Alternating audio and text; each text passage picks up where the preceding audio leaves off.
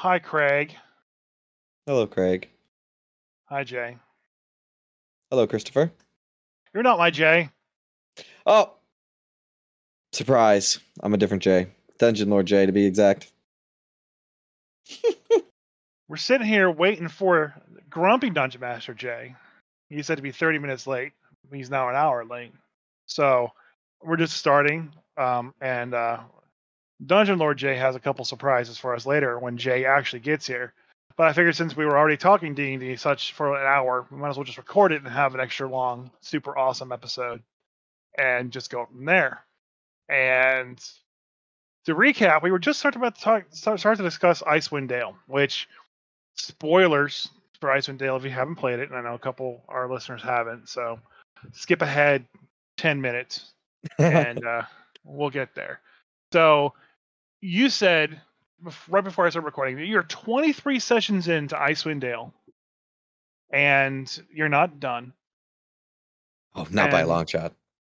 Why have you not killed them yet? Like It's I said, Icewind Dale, buddy. Just have a Duergar come out of the woodwork, stab them a few times right in the back of the head, and go and just like leave. Yeah, I'm working on it. I've been trying to plant the seeds with a couple of shorter, easier encounters. But right now I'm looking at I got 6 players, which originally I only had 5, but I added a new guy.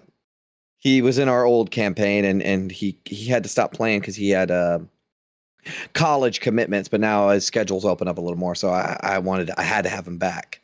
But now I've been seeding them with simple encounters, and they're level 4 now. We have a monk, a paladin, a wizard, a bard, a sorcerer, and a now druid. And I just gave them an encounter 2 weeks ago that was 4 Duergar, flat Duergar, and a Duergar Soul Blade, I think is what they're called. And they pretty much wiped the floor with those guys. Every one of them was enlarged. They were doing double dice damage, and they pretty much wiped the floor with 5 Duergar. So I'm thinking stepping up here. Do you run Duergar straight by the book? No. Well, sort of. I've taken a look at the Mordenkainen Monsters of the Multiverse Duergar, and they don't have a base Duergar in there, but they do have like the Soul Blade and the Warlord and stuff like that. And for each of them, they have their enlarge ability as a bonus action. Yeah. So I've given that to my normal Duergar, so they can enlarge as a bonus action. I've run Duergar like that since I started using them. The enlarge is a bonus action, and it is weird that how some Duergar have that as a bonus action and some don't. Right. But it is the way it is. The thing with the Duergar I found is that they're not CR1 monsters. I think they're a little bit under a bugbear. If I remember correctly, I think a bugbear is a CR1 monster. Yeah, I think so too. Yeah. So the bugbear, when they get a surprise round, they get all that extra damage. Right. Well, then on top of that, their Morningstar just deals extra damage, and so that's kind of what you can compare them to. And a large Duergar is the same as a bugbear. Yes. And coming out of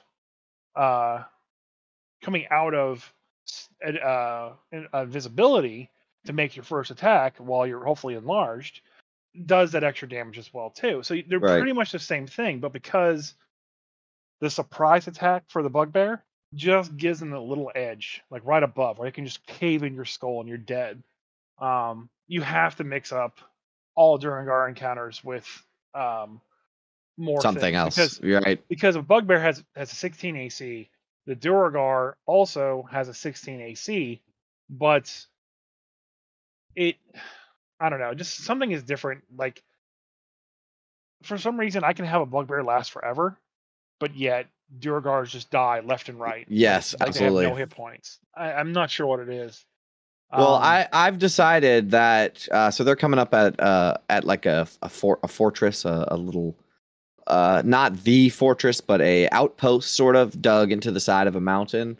yeah, And I the way that the fortress was, or this little outpost was already set up, there was only 5 Durgar in there, and one of the yeah. Durgar, flat Durgar stat block, was the sort of son of the king of the Durgar or whatever.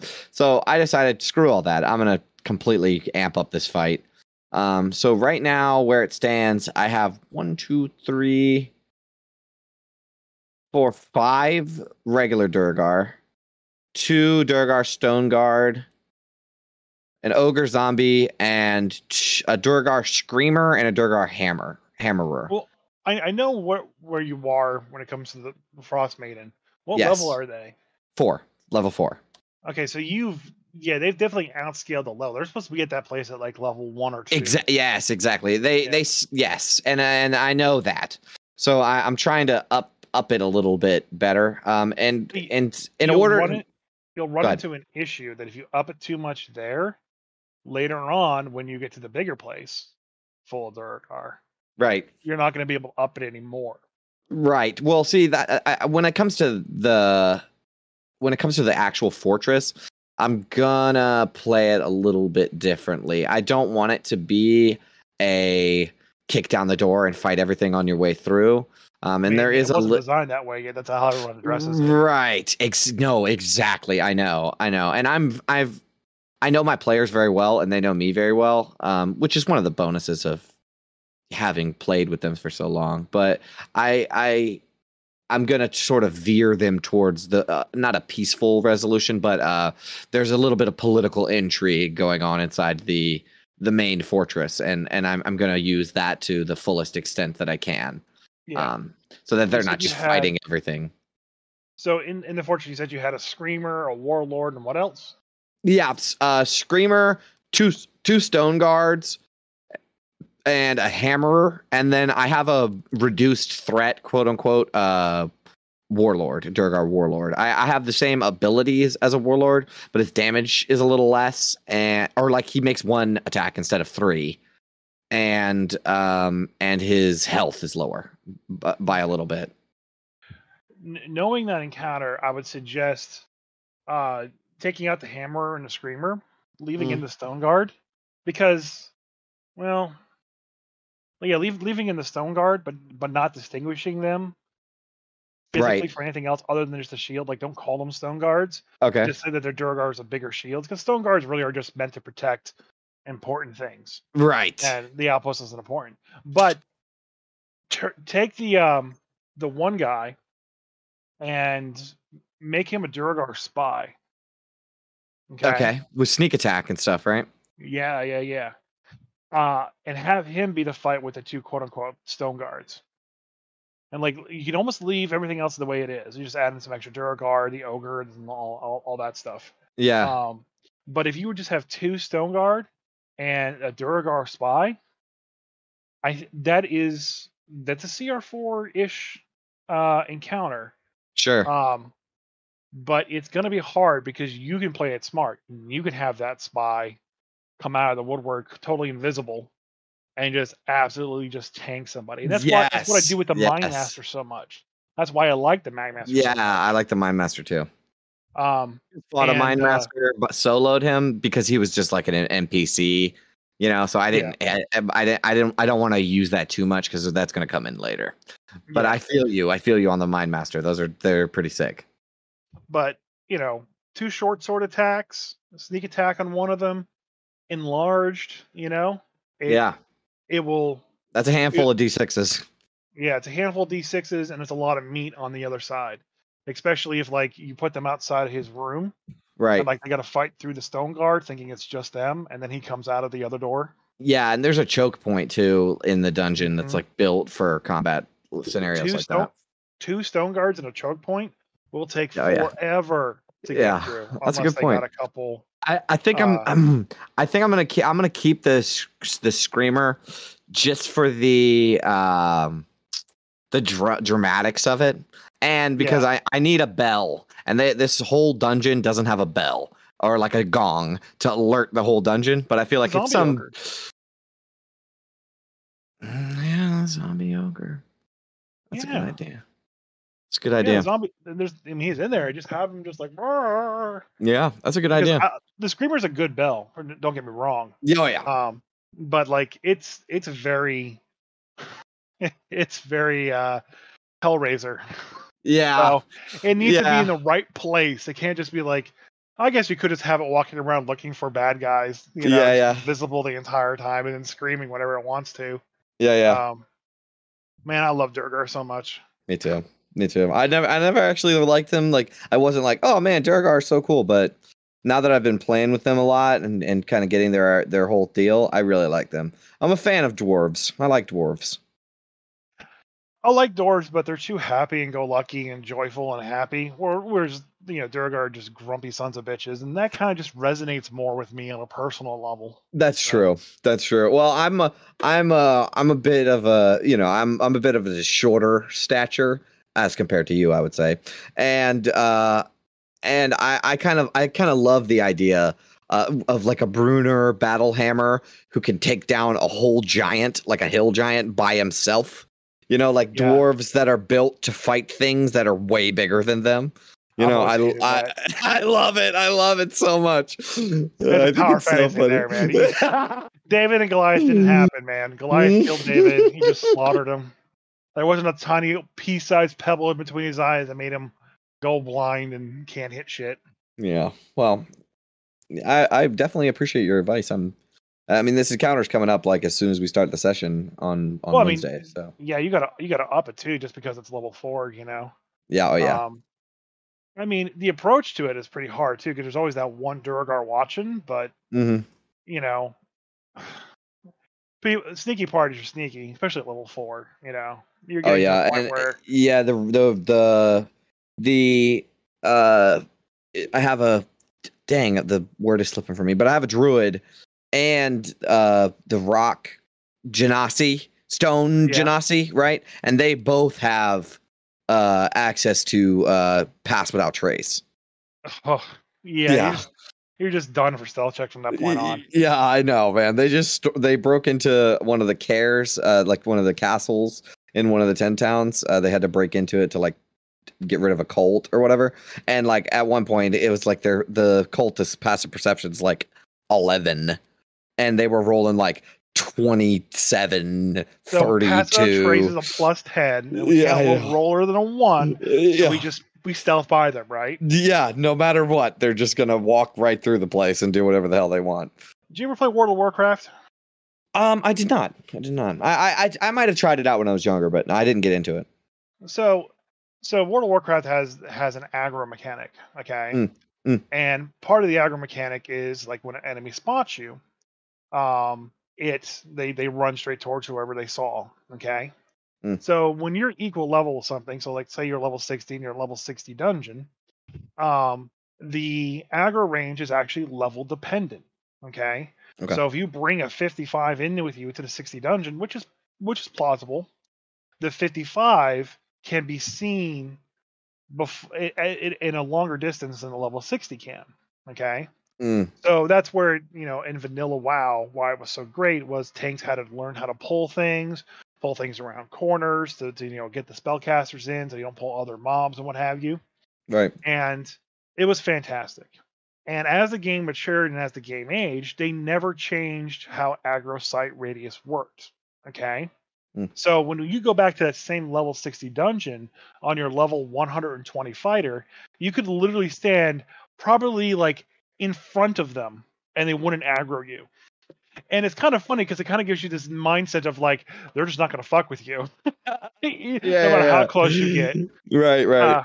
But you always go into those things because you want to like pull all the monsters and like farm it for something, Right. So like you have to run through the guys in order for them to aggro on you. And that's what I picture like with pass without a trace with low passive perception. Like he's walking by. He's like, don't see shit. Pull down the hat. Nope. You're not there. You're not there. Yep. That's pretty funny. As everyone's walking by, the paladin clank, clank, clank. I rolled a 1. Clank, clank, clank, clank. I always imagine it as like solid snake. He's walking along, and then he sees a bad guy. You just pull out a box and put it over your head. Why are we? What was that? Why are we recording already? I told you I wouldn't be on until 9:30. Yeah, and it's 10:15. I said 9:30 my time last night. Told you Oh, well. specifically. I forgot. Obviously. So here I Jay, am. you're supposed to tell me when he shows up. You're supposed to lock the door. Yep, here I am. So I guess we get to start over on the UA Yeah. since I have. Well, no we clue haven't where started you're discussing the UA at all yet. at. We were talking about Dungeon Lord Jay's Icewind Dale game, and now we can start in the UA. Oh, okay. Hi, Jay. Because Hello, Jay. How have 'cause you they're been? just- Oh, fantastic. What movie did you see? yeah, Trick or Treat. Oh, we thought you went to see Bros. I don't Yeah. even know what that is. Don't worry about it. Yeah, Yeah, no. My local theater, they like twice a week they show old movies, and Halloween time they're showing actual really good stuff like Trick or That's Treat. cool. The Thing is next weekend. Oh, yeah. awesome. Yeah, totally, man. So anyway, yeah, I want to see the thing. yeah, it's greatest horror film of all time. So, I'm inclined to concur with you. yeah, It's still most people are.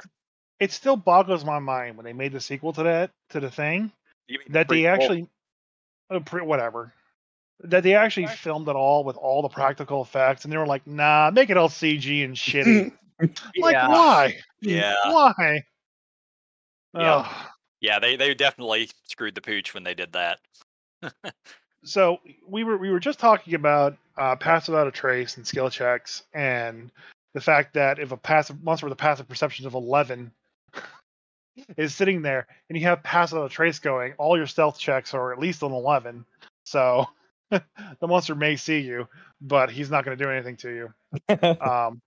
And I actually wanted the first thing I wanted to talk with you, Grumpy J, tonight was actually skill checks, and that would lead into 6th edition, and then we could talk about the 6th edition stuff.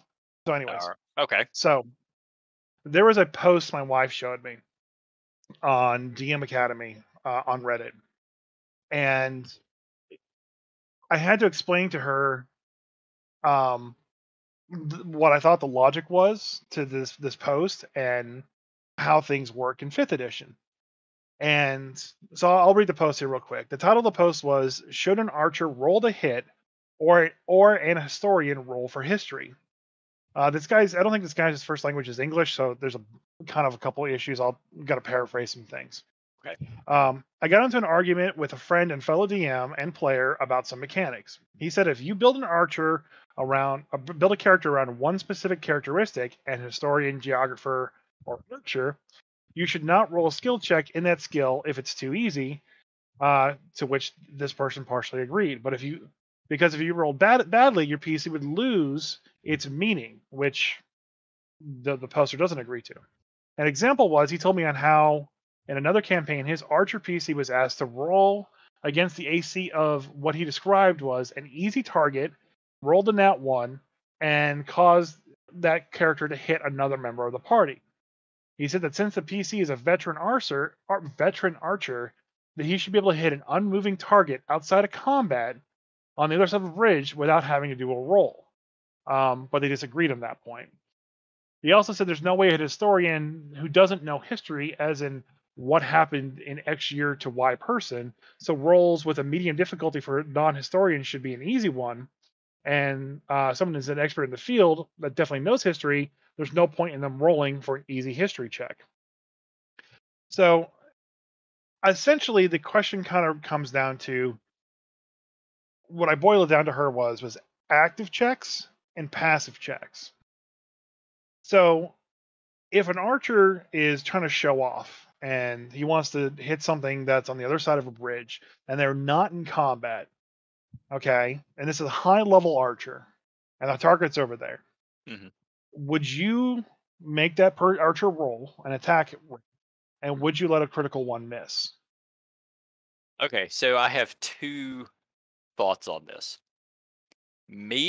Myself, as the dungeon master, anything that's requiring an attack roll, I'm going to require. Don't Okay. care. I don't care how easy it is. If it's requiring an attack roll, if there's an armor class involved, I personally will require a roll. Okay. If another dungeon master wants to say that this shot is so stupidly easy that this expert archer pretty much could not miss, and trust me, there are some real life archers who pretty much can't miss. It's just about how accurate you are. Yeah.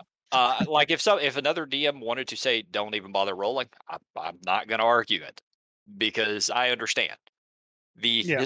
the history check. I am a little different. Anything that's combat related, I'm going to require a roll.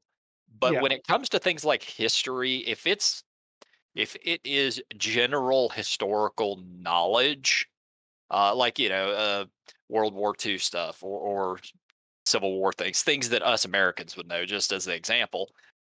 If you have a if you have a very high history score, which means you're actually a historian, I probably am not going to require a check. If it's something esoteric and outside of your the character's kind of realm of knowledge, yeah, I'm going to require a check. Yeah. Dungeon J, you pretty much on the same page with him? Well, I think that the issue in this post arrived when the archer rolled a natural 1 and then the dungeon master decided, "Oh, because you rolled a natural 1, you hit another player character." Am I understanding that's what happened? Yeah, which is absolute bullshit. Then Which the they dungeon talk master about that fucked later. up. That's why it's a fight. That's why there's an argument at all. Is because that's why they disagree right now. Is because it ended up negatively affecting the player characters. If an archer is amazing at arching, I don't really care. Like you can have an off arrow or the wind blows, anything could happen. I would still make you roll the attack roll, no doubt. But if you roll the 1, you just miss the target. You hit below it. You hit too high and hit the tree behind it. You don't hit another player character. That's why they're in a fight to begin with. And I will say, and for the historian thing, I'm definitely on the same page with Jay. I mean, if you have a +10 to your Arcana check, and you're like, hey, can I identify, what this magic symbol means or something like that? The base of the check is 10. Yes, you know what it means without even having to say it. Usually, I use character skills when I'm running a game as like who I should give pieces of information to without having a dice rolled. If there's like a mystery to be solved or whatever, usually I'll say the person with the highest, natural investigation. I'll say, okay, well, without a check, you can tell that, oh, these footprints are, belong to maybe a dwarf or something like that. You know what I mean? Yeah. So my interpretation of this is what I explained to my wife is that there's a difference between an active check, which is something that normally you would be making during combat, and a passive one, which is something that you'd be making outside of combat. So if there's an attack roll being made, having the DM call for an attack roll is perfectly the one hitting a player is, again, we've discussed that many times in the past. For martial characters, it's the worst thing on the earth because all they have is multiple attacks. You're just punishing them for being a martial character. Bad on you as a DM for doing that. If you want mishaps to happen, have them be funny and not negative. So we don't have to focus too much on that. So, but outside of combat, if an archer wanted to stand there and take his time, wait for the wind to stop, and make an attack against something that's on the other side of a bridge, I may not, from an RP stance, make him make the roll just because I doubt he would miss. It's so almost implausible that he would miss. If it was combat, absolutely. But I can see the scenario in which he's making a passive attack at something and that hitting there. And I brought this up with her because passive perceptions being used during combat. Now, if you're just walking around just trying to, loot a room, investigate a room, and look for hidden traps, look for jewels and stuff, passive perception works. It kind of supposed to help speed up the game, get things running faster. Passive athletics checks for moving stuff. you don't need to have the barbarian who's raging outside of combat for whatever reason make a strength check to see if he moves the cabinet. He moves the cabinet and throws it across the room. It shatters and everyone's happy. Like that doesn't need to happen. Same thing for like an investigation check. My wife's investigation check with her dwarf is 19 right now. That's insane. There's nothing in the module that we're going to basically require 20 or plus investigation on. Tomb of Horrors Secret Doors were 20 DC on investigation, and she's level 5. So by the time we get up there, she's going to be making, to say that the passive perception doesn't find the secret doors, you could if you wanted to, but I would require an active check during combat, regardless if it was an investigation check or not, because this is something that's happening in combat. You have a better chance of failure during combat for things to happen. But outside of combat, I'm a lot more lenient. I'd have you roll dice because rolling dice is fun, and that's half the reason for playing the game. And on a 1, I don't know, maybe I'd have you hit yourself with a string or something. Something more fun than hitting another player. And the hitting another player, that's an old thing that was never really and truly part of the game. It was just something a lot of DMs utilized, myself included, but that was like in 2nd edition. But this got me to thinking, maybe this is why they're spending so much time in this new UA with the D20 test system. Like they're really trying to narrow it down with like what exactly a D20 roll means, and they really seem to be taking away the flexibility of us DMs in the room from making these judgment calls, because of dumb fuck DMs like this who are causing these weird things to happen and then negative things happening because of that. Yeah, and kind of almost forcing their hand into basically that's success because it's too easy. Stop punishing them for, messing up on an easy thing. Yeah, I was going to get into all of that once we got near the end of the UA, because no, we're starting with D20 tests, because the more this happens, the more I don't like it. Well, it's less of the D20 tests specifically I wanted to talk about in this aspect, and more once you start getting towards the bottom of the UA, they start adding in some new actions. Which it's in line kind of with what you're talking about. The influence action. Let's see. What else? The jump action, which I think was always a thing. The study action. Like these are new things that they're adding in. And in I'm very torn on this. Because from a game standpoint, not from a role play standpoint, but from a game standpoint, this is what I love. Because it's fucking clean. This tells you exactly what you're doing. It tells you exactly how it works. And that was part of my problem with 4th edition, was it kind of took away the freedom and made it very board game, video game-esque. And that's, I'm really just very torn. I don't know if I like it or don't, because it is great for gaming, bad kind of role playing.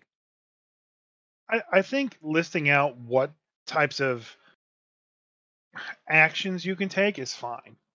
I don't mind their listing what a dash action is. Telling, hey, you could take a dash, it's an action. You know how many times I tell people in Adventures League, hey, just remember, you still have dash. Your action. You can dash, know. Having a list, having that little list, that shorthand list that you get on the newbie character sheet thing. Here are your actions. That's okay. Don't get me wrong. I like the actions, but I think once you start adding in the study action and the influence action, like that's getting a little convoluted. Like that's going a little heavy-handed, in my opinion. Well, like, one of my favorite things from 4th is on the right ideas. I think it has something to do with the fact that some dungeon masters, and I think it's for dungeon masters. I don't think it's for players. I think it's for dungeon masters to be able to codify what is an action and what is not an action. and they want that shit written into rules instead of, as a dungeon master, the player says, oh, I want to do some kind of crazy baloney, and none of the rules have an answer for that. So there's an action for it. You're never going to get everything that a player can do as an action. That'll never happen. Right.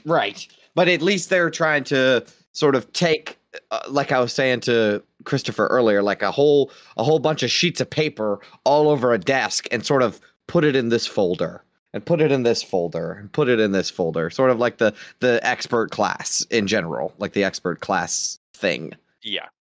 That I actually like the expert class, but we'll get to that. So one thing I liked about fourth is that there was an intimidate action you could take on your turn, where if monster was bloodied, okay, and otherwise didn't have any certain conditions on him, like immune to fear and stuff like that, you could make an intimidation check to intimidate them to stand down and take them out of the combat. That disappeared when fifth came along. Yeah, because that was disliked in the exact same manner of what I'm talking about. Right. But I liked it, and so I let players roleplay. If someone wants to intimidate a very broken, beaten creature into giving up, by all means they can. That's going to be a intimidation check on your turn to do that. But I do get a lot of players too who try to basically sneak in those like social checks as a bonus action. And can I yell at him and taunt him towards me as a bonus action? No, you cannot, sir. I mean, you can use your action to do it. Talking has always been a free action. So if you want to talk shit to the villain, you go right ahead. If you want to try to intimidate the villain, or entice. Yeah, or something of that nature, it's probably going to take your action, or at the very least, a bonus action. And I'm good with them adding in the exact way it works, but I think it's going to work better, honestly, with the newer crop of players, which is their focus, but not so well with the older crop of players. Yeah, I mean, like the study action that they added here, and I'll read it here real quick. It says, study. When you take the study action, you make an intelligence check to study your memory, a book, a creature, a clue, an object, or another source of knowledge to call to mind an important piece of information about it. The areas of knowledge table suggests what skills are applicable. When you take this action, depending on the area of knowledge the intelligence check is about. And so like Arcana is spells and magics and stuff. History is history. Investigation is trap. That already exists. Yeah. This literal thing actually came up last night in our Ravenloft game. Our buddy Muffin was asking the DM if he could recall what information he would know about ghouls specifically, and then the DM Mike told him that would be your action to do that, because that has been that way since 5th edition started. Did he go, my passive history is this? No, we didn't do it. No, he just ended up not using his action to try to recall what he knew about ghouls. And I think part of that problem is the fact that myself and the other DM Johnny, neither of us use that. If you want to make a check to see what you know, you just fucking do it. I'm not going to require an action for you to remember it. Same way. I'm the same way. So, I mean, that's kind of. But I mean, that would make combat a lot more interesting, though, huh? Yeah. If you're going to stop and think about something, then you stop and think about something. Right, and they burn that action, and then my 6 goblins get their attacks. You know what I mean? Right. From me and Chris doing LARPing, never once in the middle of combat have I had to sit there and think about what do I know about this. Never once. No, that's true, but at the same time, we're not also completely engaged in combat 24/7. And when we were off stream, and I was talking to Jay about the last LARP I went out to, when we were fighting the water drakes that kept coming out and attacking our group, we would spend the 5 seconds we needed to kill the drake, and that in one round the dragon, and then we'd basically spend 5 minutes just shitting around talking to each other. You know. But, as soon as you engage the drake and oh, it's a water drake, let's try lightning. Okay, that didn't work. Let's try something else. If I'm fighting ghouls, my character's fought ghouls a million fucking times. I just have a general knowledge. I don't have to sit here and think about what do I know about these. Yeah, general knowledge aside, then. So if so like let's make up a scenario real quick. There's a trap that we have to solve. Okay, and there's monsters attacking us, and the only way to solve the trap is to pick the right statue and put the right weapon in the right statue's hand. And so the idea is that you could either use investigation to figure out what weapon would fit where, or use a history to figure out, oh, the sword goes in his hand because he was a warrior, the staff goes in her hand because she was a priest, and the sickle goes in his hand because he was a warlock. Okay, You know? now see that I could see the steady action having a use. Right. So that's action and not basically just, oh, my passive perception on history is 27. I don't need to make a check. Yeah, we're coming back to the we come full circle here. We're back to the original conversation. Right. I think that codifying these things into written actions and rules and such is for people who don't play D&D. Like us three, we play D&D. You know, we know D&D like the back of our hands. But they're trying to cater to an audience that is watching Critical Role every week when it comes on streams, and they're don't have any friends to play with, and they don't know anything about D&D or where it comes from or its history or anything. We might not be able to quote the player's handbook, but we know all the rules that's in it. Yeah, for the most part. Exactly. And then for them to say, so we know, we can kind of make it up as we go. We're judges. You know, we know the law. We just have to make this search situation fit into a law. But these people, new people don't know that. They just kind of are clueless. They're like, oh, what do I do? They want to study something in the middle of combat. You know what I mean? Yep. And I feel like that's what this is for. Yeah, the Ravenloft game that I'm in has 2 brand new fucking players. Right. So we're constantly dealing with that. My turns are quick. My Muffin's turns are quick. Drew's turns are quick. But the new players, it takes them a while. Yeah. And I get that. Yeah. It's the reason that I don't hate them moving in this direction, because I understand if you're going to bring in new players, some players will need it simplified for them. Some people are like me, and as soon as I found out about Dungeons and Dragons, I was fucking all in. Yeah, me too. I just needed a rule book, and I'll figure this shit out myself. But not everybody is like me. I get that. Yeah, and I go ahead. So because of the way I don't mind them listing out what actions are, and like he's like the other Jay said, like codifying it. But you don't have enough, in my opinion. And if you have enough, then you have too much. I don't think there's a sweet medium for this. No, there probably isn't. Yeah, I just appreciate that they're taking all of this stuff and organizing it. Like, they turned all the classes into different categories, and they turned all the spells into primal and divine and arcane. You know, they're just taking all of the things that are kind of spread out over all of these books and sort of putting them in little places where they fit and where they belong. Yeah.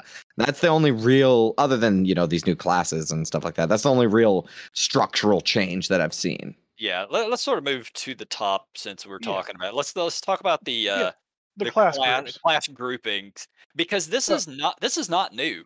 This has been around for a very long time. I understand it's not new, but I do have one gripe with it. All right. Okay, so experts are, I'll kind of go down the list for everybody. Experts are bards, rogues, rangers, and eventually artificers.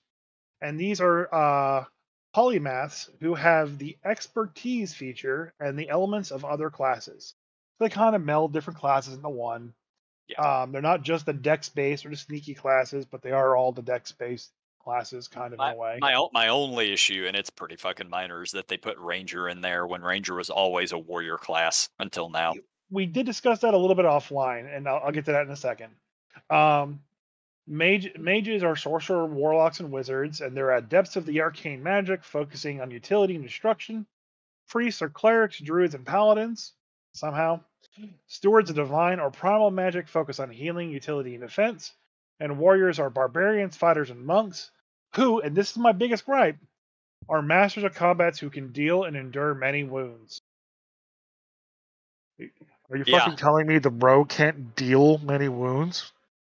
Are you telling me the guy that has a reaction to basically reduce all damage by half or just ignore damage on the save can't endure many wounds? It's a hit. I want to say it's a hit point thing, but the truth is monks don't have more hit No, points they than don't. rogues. So like the groupings are a little wonky. Paladin should be in the fucking warrior class.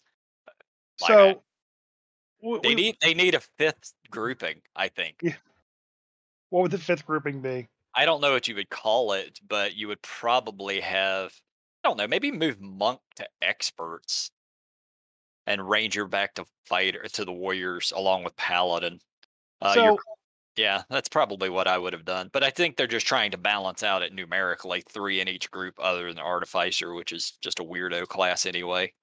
So I understand what they're trying to do. They're trying to say that they're trying to divide it up by expertise. You know, that these guys here in this expertise trees are jacks of all trades. So a ranger, and from a traditional D&D sense, has always been like one with the wild, knows a lot about survival and nature, but can also go toe-to-toe with you with weapons or hit you from ranged weaponry from a distance, a master of martial weapons, but still understands how to survive. Whereas a fighter just understands how to hit things really super hard, can get hit really super hard, but is kind of dummy and everything else. So I understand why, in this case, the ranger's up there, and I understand why a monk is down in warriors, because monks really aren't super awesome at a whole bunch of skills. They're very spiritual, but that doesn't mean they're very skilled. They're good at fighting, because all they do is they train to fight and meditate all day, but it doesn't make them, super knowledgeable in something. And then mages being sorcerers, warlocks, and wizards makes sense since it is arcane. Yeah, that one's fine. But calling the group priest and throwing in druid just doesn't make sense at all. Yeah, I'm not super happy with the name of that one. I also don't know what else you would call it. They're not priests. They're like, I don't know, shaman would be a better name. I don't know. Yeah. Can we just divide it into celestial and earth magic? No. Just like our LARP? That'd be real easy. Mages are celestial casters, priests are earth casters. So, I get the pairings they have here. The ranger I can understand as an expert, and while monk is a warrior, from how they divide it up here. But honestly, if you want to divide them up like this, you're just call warriors tanks. And call experts DPS and just be done with it. Well, do not call them tanks, because that word didn't even come around until the 1900s. Like warriors is fine. Combatants, no. Call them tanks. No, don't. If we're catering to the fucking Gen Alpha. Let's not. If we're catering to Gen Alpha, nope, they're tanks. No, we are not catering to fucking World of Warcraft players. That is not the goal. I didn't say World of Warcraft players. World of Warcraft players are millennials. I'm talking about people who don't play World of Warcraft. They only play Fortnite and just want to run around with his Goku or Beerus or whatever. I don't know what the fuck Fortnite is. So we're going to call them tanks now. And experts are now DPS. Mages are now called casters. And the priests are going to be called healers. So we're going to take all the melee away from the paladin and they can just heal again. That's when I burn all of my books. I'm really happy that the ranger is getting this sort of treatment. I think that the ranger, just like I feel like the ranger can put out some damage for sure, but like Christopher was just saying, so can a rogue. So I feel like they belong in a thing together, because right now, as 5e stands, I don't know if I would want to play a ranger for long periods of time. Some other classes don't even compare to a ranger. Like a battle master fighter could smoke any ranger. So I'm glad that they're trying to tweak a ranger to give him something that is more than just a druid that fights things. You know, like, I never liked they're the druid saying that fights thing mentality either. they're trying to block them in with the rogue, and I think that a ranger is just a naturey rogue. I mean, Yeah, that- when you talk about Ranger, you think Lord of the Rings. Yes, Aragorn. Aragorn, thank you. Like that's a Ranger. That's what you expect to be playing when you play a fucking Ranger. and I think in this, that is more accurate. I mean, Aragorn as a character, he had all the leadership and the political standings to be a king of a country, but he also was a fighter and a warrior as well too that can match wits with the best swordsmen out there. But he also had all the survival shit tied into him as well too. So he is the definition of what the epitome of a ranger is. You know, plus he's fucking half elf, so it doesn't fucking matter. I think it's great that they give the ranger expertise. I think that really Yeah. plays into the fantasy of picking up a blade of grass and be like, oh, there was a fight here, there was a struggle. You know what I mean? Yeah, no, But- I'm good with it. I'm good with that, but like another ranger that I like a lot is Rexar from World of Warcraft. Rexar is like this half orc, half ogre hybrid who basically just walks around the battlefield with two axes and slaughters a bunch of people and has animal companions with him. And that's it. He doesn't, he has survival just because he lives out in the wilderness by himself, and he helped lead people through things. So that he has that expertise there too, so that makes sense. But he's more of a warrior than he is anything else. He can stand there and just deal damage and take damage for days. But he's a very specific character built for that universe. But again, that expertise matches very well with him. So I don't know. Did you actually read the actual breakup of the classes, right, Jay? Yeah, I've read the entire UA. Okay. I have not because I wanted to be surprised. So let's move on to Bard and let's talk Okay. about what's good, what's bad, and what's super ugly. Okay. Yeah. So when going through these classes, we don't need to cover every individual little thing, but there are specific things for each of them we kind of want to go over. And unfortunately, I did not have time to take down notes this time. So we'll just have to kind of go through it and figure it out. But we definitely want to talk about Bardic inspiration because that is changing. For the better or worse? My personal take is for the worse. All right, go ahead and read Bardic Inspiration then. Okay, well, let's see. First level, you get Bardic Inspiration. You can supernaturally inspire others through words, music, or dance. This inspiration is represented by your Bardic Inspiration die, which is a d6. And yes, it does go up in levels as you gate. Let's see. You can use your Bardic Inspiration die in the following ways: boost a d20 test. When another creature within 60 feet of you that you can see or hear fails a d20 test, you can use your reaction to give the creature a Bardic Inspiration die. The creature rolls that die, adds the number rolled to the d20, potentially turning the failure into a success. The other option is to heal. Immediately after another creature within 60 feet of you that you can see or hear takes damage, you can use your reaction to roll your Bardic Inspiration die and restore a number of hit points to the creature equal to the number rolled. Number of uses. A Bardic Inspiration die is expended when it's rolled. You can confer a Bardic Inspiration die a number of times equal to your proficiency bonus, and you regain all expended uses when you finish a long rest. Okay, so my thoughts on this. It is changing, and it is now a reaction instead of a bonus action. Okay. It is also changing the number of uses. It used to be based on your charisma modifier. Now it's your Okay. proficiency bonus. So, and this is kind of pointed out to me. Using it as a reaction, you get one reaction a turn. Normally you get one bonus action a turn, but the thing about the bonus action is you could give it to a player and it would just sit there for a while. You could, if you Yeah. didn't use it this turn, use it the next turn. Didn't use it that turn, use it the turn after. You have a little bit of time with it. This one, it's immediate. And Mhm. it burns your only reaction, which means you can't do any other reactions. The number of uses is now going to be 2 starting out. You don't get 3 uses until 5th level. You don't get 4 uses until 9th level. Depending on how you deal with stats, it was possible to have 4 uses at 1st level. Yeah. So this is a pretty serious downgrade. The one benefit I see of this, and personally I hate it, is the healing. I agree.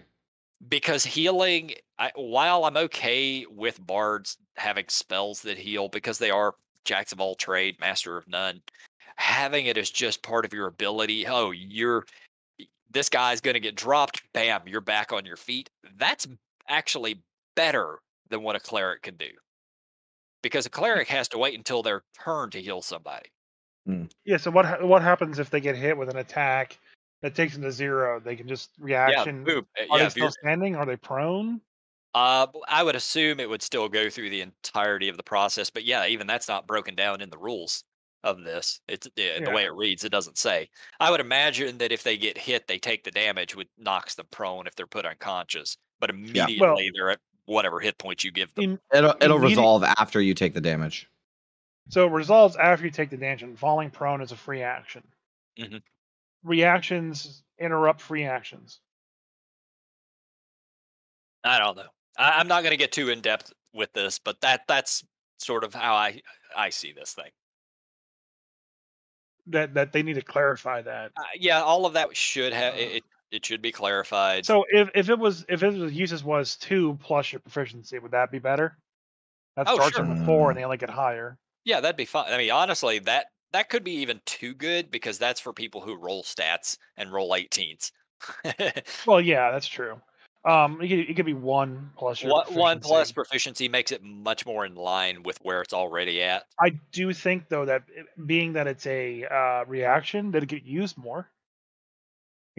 So having more of them would be better. I don't know. Well, yeah, that could be, but I think it gets used. I mean, we have 2 bards in our Ravenloft party, and they went through every single fucking bardic inspiration they had. Both of them. Like, it gets used a lot already. I had a player in Adventures League who was playing a bard. He just had like a stack of D6s that was his bardic inspiration. He just handed them out. Like every long rest. Here's your inspiration when you need it. Here's your inspiration. And I never really enforced the whole 10 minutes thing. Mm-hmm. So that's kind of why he did it. What was I was about to say something. Oh yeah, one other thing that's pointed out to me, and it's the long rest thing. And I know our buddy Christian has talked about it some. But in general, I'm on board with what he thinks on this. If it's your class's ability, like, why do you play a bard? You play a bard to fucking hand out bardic inspiration. Yeah. You should get some of them back on a short rest, not have to wait till a long rest. If they gave it back on a short rest, then having it based on your proficiency modifier actually works okay. Yeah, I'd agree with that. That's similar to Battlemaster with Fighter. Yeah. I can agree that I feel like 2 is too low for 2nd level, 3rd level, right? Your proficiency doesn't go up to 5th, right? Yep. Yeah, so I mean 4th level you only get 2. That's pretty crummy. But that's usually when the way that it is set up right now, it's boost significantly. Like, I feel like the heal thing, first of all, I agree with Jay. I don't think bards need heal. If you gave this to a cleric, I would be so happy. But like, this is, first of all, this is going to make it impossible to down your player characters. As long as they have inspiration left, yeah, they're not going to drop. Yeah, but the other thing is, I'm impartial. I think it's interesting that they're using it as a reaction, because I have come into a circumstance occasionally where it's either the bard, is standing back in the back, slinging, boost, support spells, and he's like, I don't have a bonus action. Here, take a bardic inspiration. And then 2 turns go by and somebody misses an attack roll, and they had the bardic inspiration. They just forgot about it. Oh yeah, that happens all the time. All the time. And I feel like that's a waste of a bard's key ability. But if you tie it to a reaction, now the bard gets control when it's being used. So the bard says, hey, I only get 2 of these motherfuckers. I'm going to make sure they matter. Yeah. Yeah. I honestly, I feel like the changes are, if they make it where you get it back at a short rest, it's probably okay. I'd still get rid of the heal, but I think otherwise it'd be fine.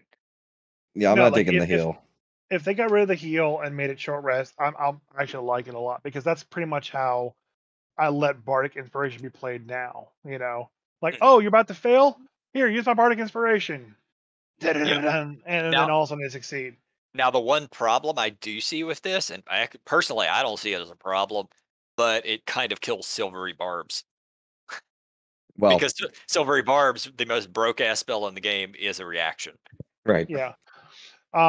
Also, just as an FYI, right now there is a fighting style that lets you intercept damage when it's dealt. And it's essentially, if a monster hits a player with a melee character, if you're within 5 feet, the Shield Mastery lets you impose disadvantage. But if you use intercept instead, you reduce the damage by 1d10. Okay. Now this is essentially it's just 1d6. So this first level fighter ability, okay, the intercept is a 1d10, and I can tell you from firsthand experience that this utterly breaks the game at low levels, because you cannot get through the AC half the time, and then when you finally do, you reduce the damage on a 1d8 plus 2 to 0. Yeah. It just makes it broken. So like the heal is too much. Like, it does need clarification of when the damage actually is healed back, but that's irrelevant. If it was damage prevention, I'd be a little bit better with it. It would also clarify it a little bit more. Well, that steps on the cutting words, right? Yeah. So like I said, I'm fine with how it is. I just wish it was short rest instead of long rest if it was just too proficiency based. That's honestly one of the only comments I have. The heal needs to be fixed, though. Yeah. All right, so moving on, since we have a lot to get through. So the prepared spells, I like one thing they did with this. They clarify. Well, a couple things they've done with this. One, and this is actually a good thing for brand new players. It says prepared spells. You have the following spells prepared: Color Spray, Disguise Self, Prestidigitation, and Vicious Mockery. Alternatively, you can prepare 2 0-level spells and 2 1st-level spells of your choice.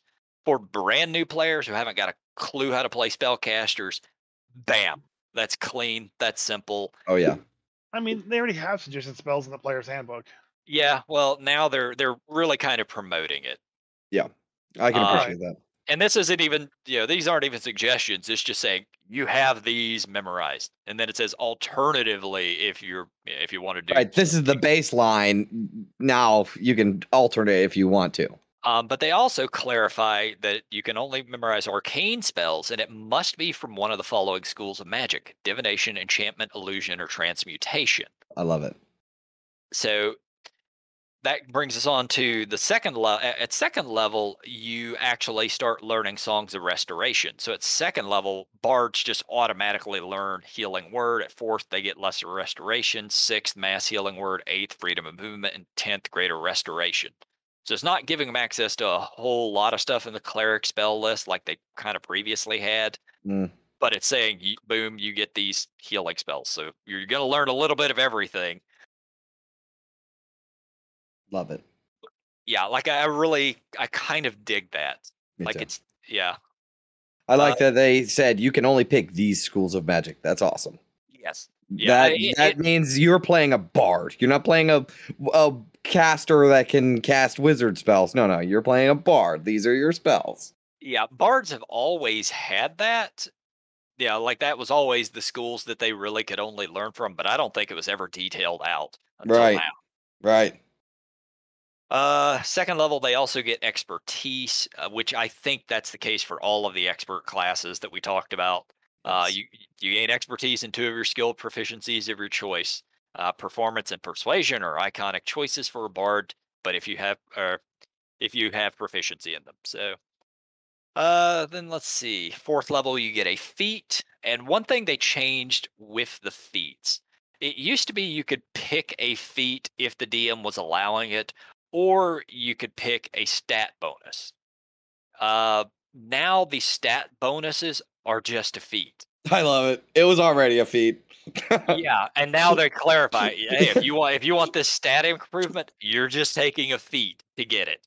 That's so funny. It was already a feat. Like if you don't allow feats in your game, you're with it well within your right as a dungeon master to do that.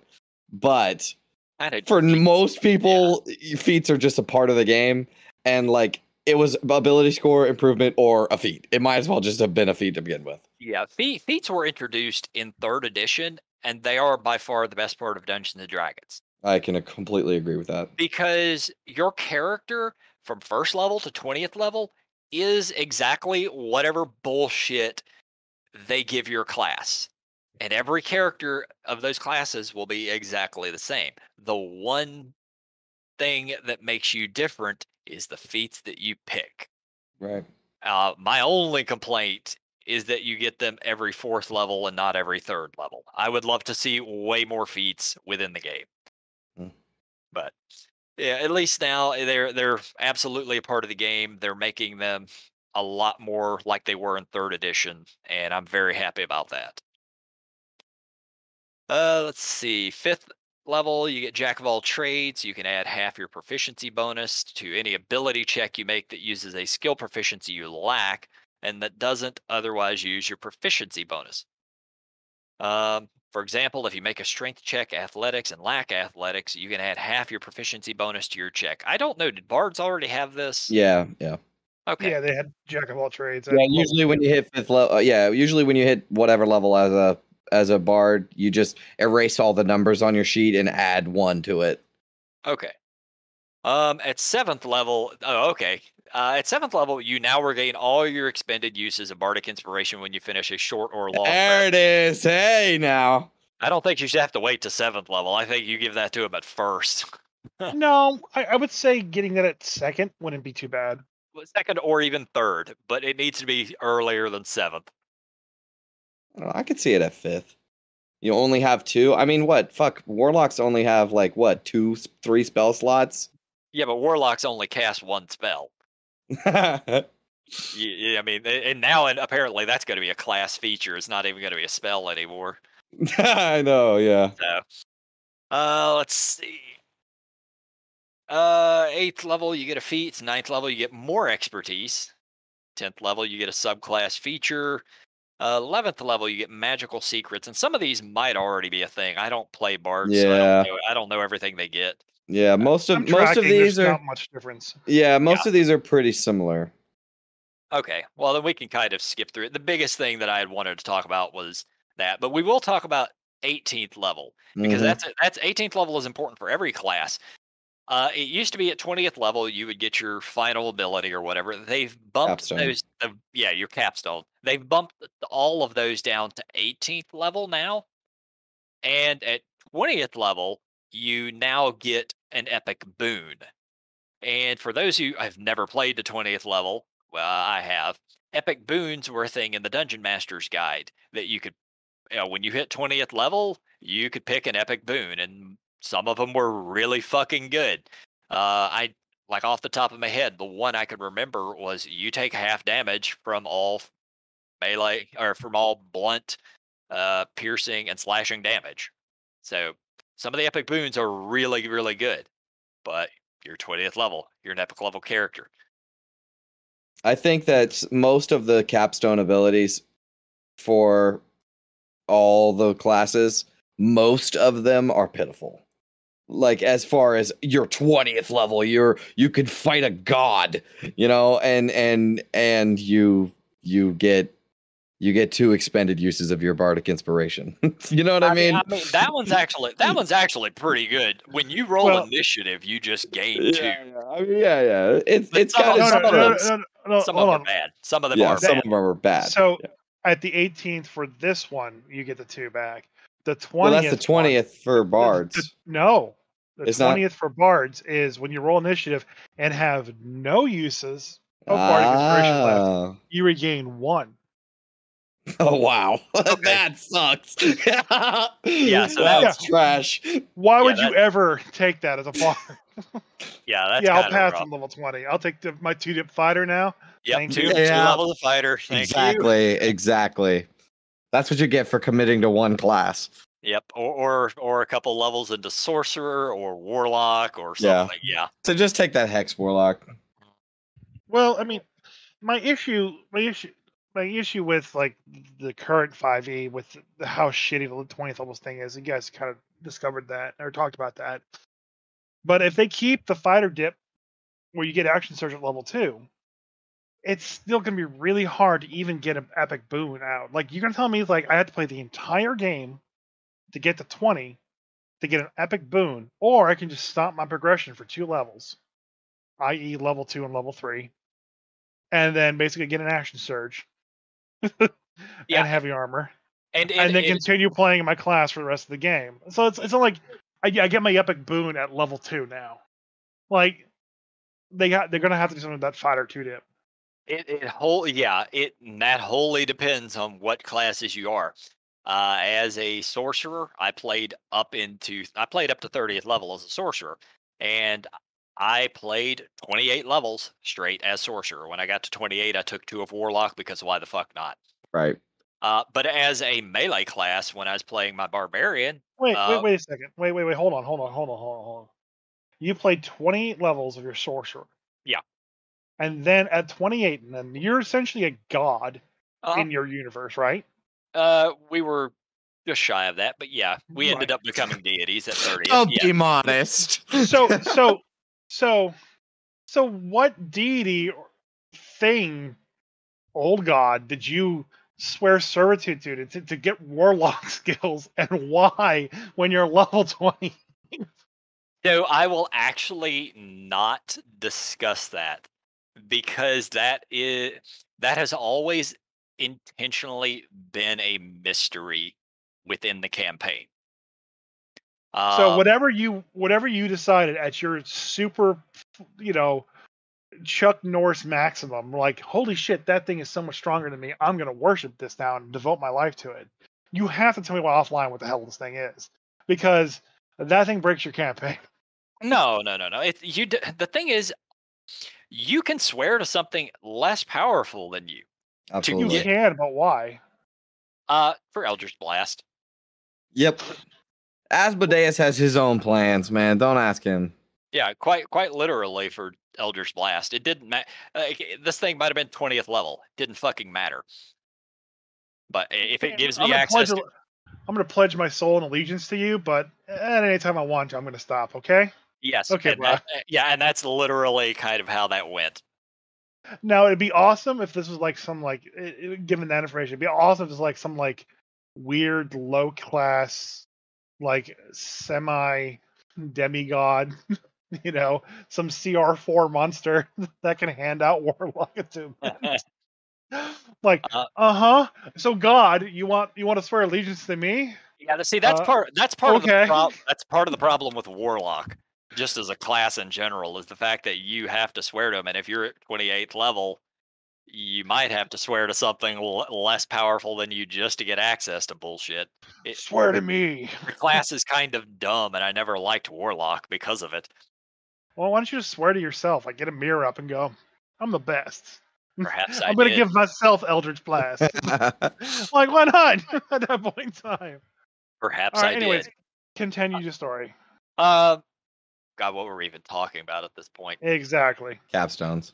Oh yeah. So anyway, capstones are stupid. But yeah, when my barbarian, when I hit like 7th level or somewhere in there, 7th, 8th level, I ended up taking the 2 levels of fighter dip because fucking action surge is literally better than everything in the goddamn game Yeah. for a fighter class or a melee class of any type. Yeah, I'm. If I remember right, there's not a single epic boon that I would take over action surge. There's some really fucking good ones, but honestly, action surge is on par with the vast majority of epic boons. Like it's that good. Yeah. So anyway, I think blessings. that's pretty much it trying for to the find bards. some boons. Epic boons. Combat prowess. When you hit with miss with a melee attack, you can choose to hit instead. But you get that once per long rest or some shit. Short rest. Okay. Misty Step on a short rest. That one I want to talk about later. That's Yeah. When you fail an ability check, attack, roll, saving throw, you make it a 10. Hit Hold point on. increase by Let's finish the classes. We'll come back to that. there's none of these is worth an extra action during your Well, turn. that's not all of them. Those are a lot No, of. I'm looking at all of them right now. That's a lot of the new ones. Those are I the mean, that's a sixth lot of the old edition. ones. No, the vast majority of the old ones aren't listed in this UA. Anyway, the Bardic subclasses, they only do the College of Lore, and I don't even know if they changed anything, but you get cutting words, bonus proficiencies, cunning inspiration, improved cutting words, and peerless skill. I think Peerless Skill is the only one that's new. Everything else is just tweaked. Yeah.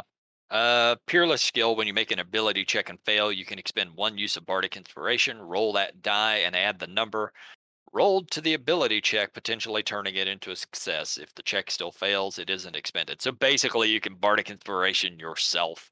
And it doesn't get expended if you still don't succeed. Yeah, and it doesn't say it takes a reaction, so there's that at least.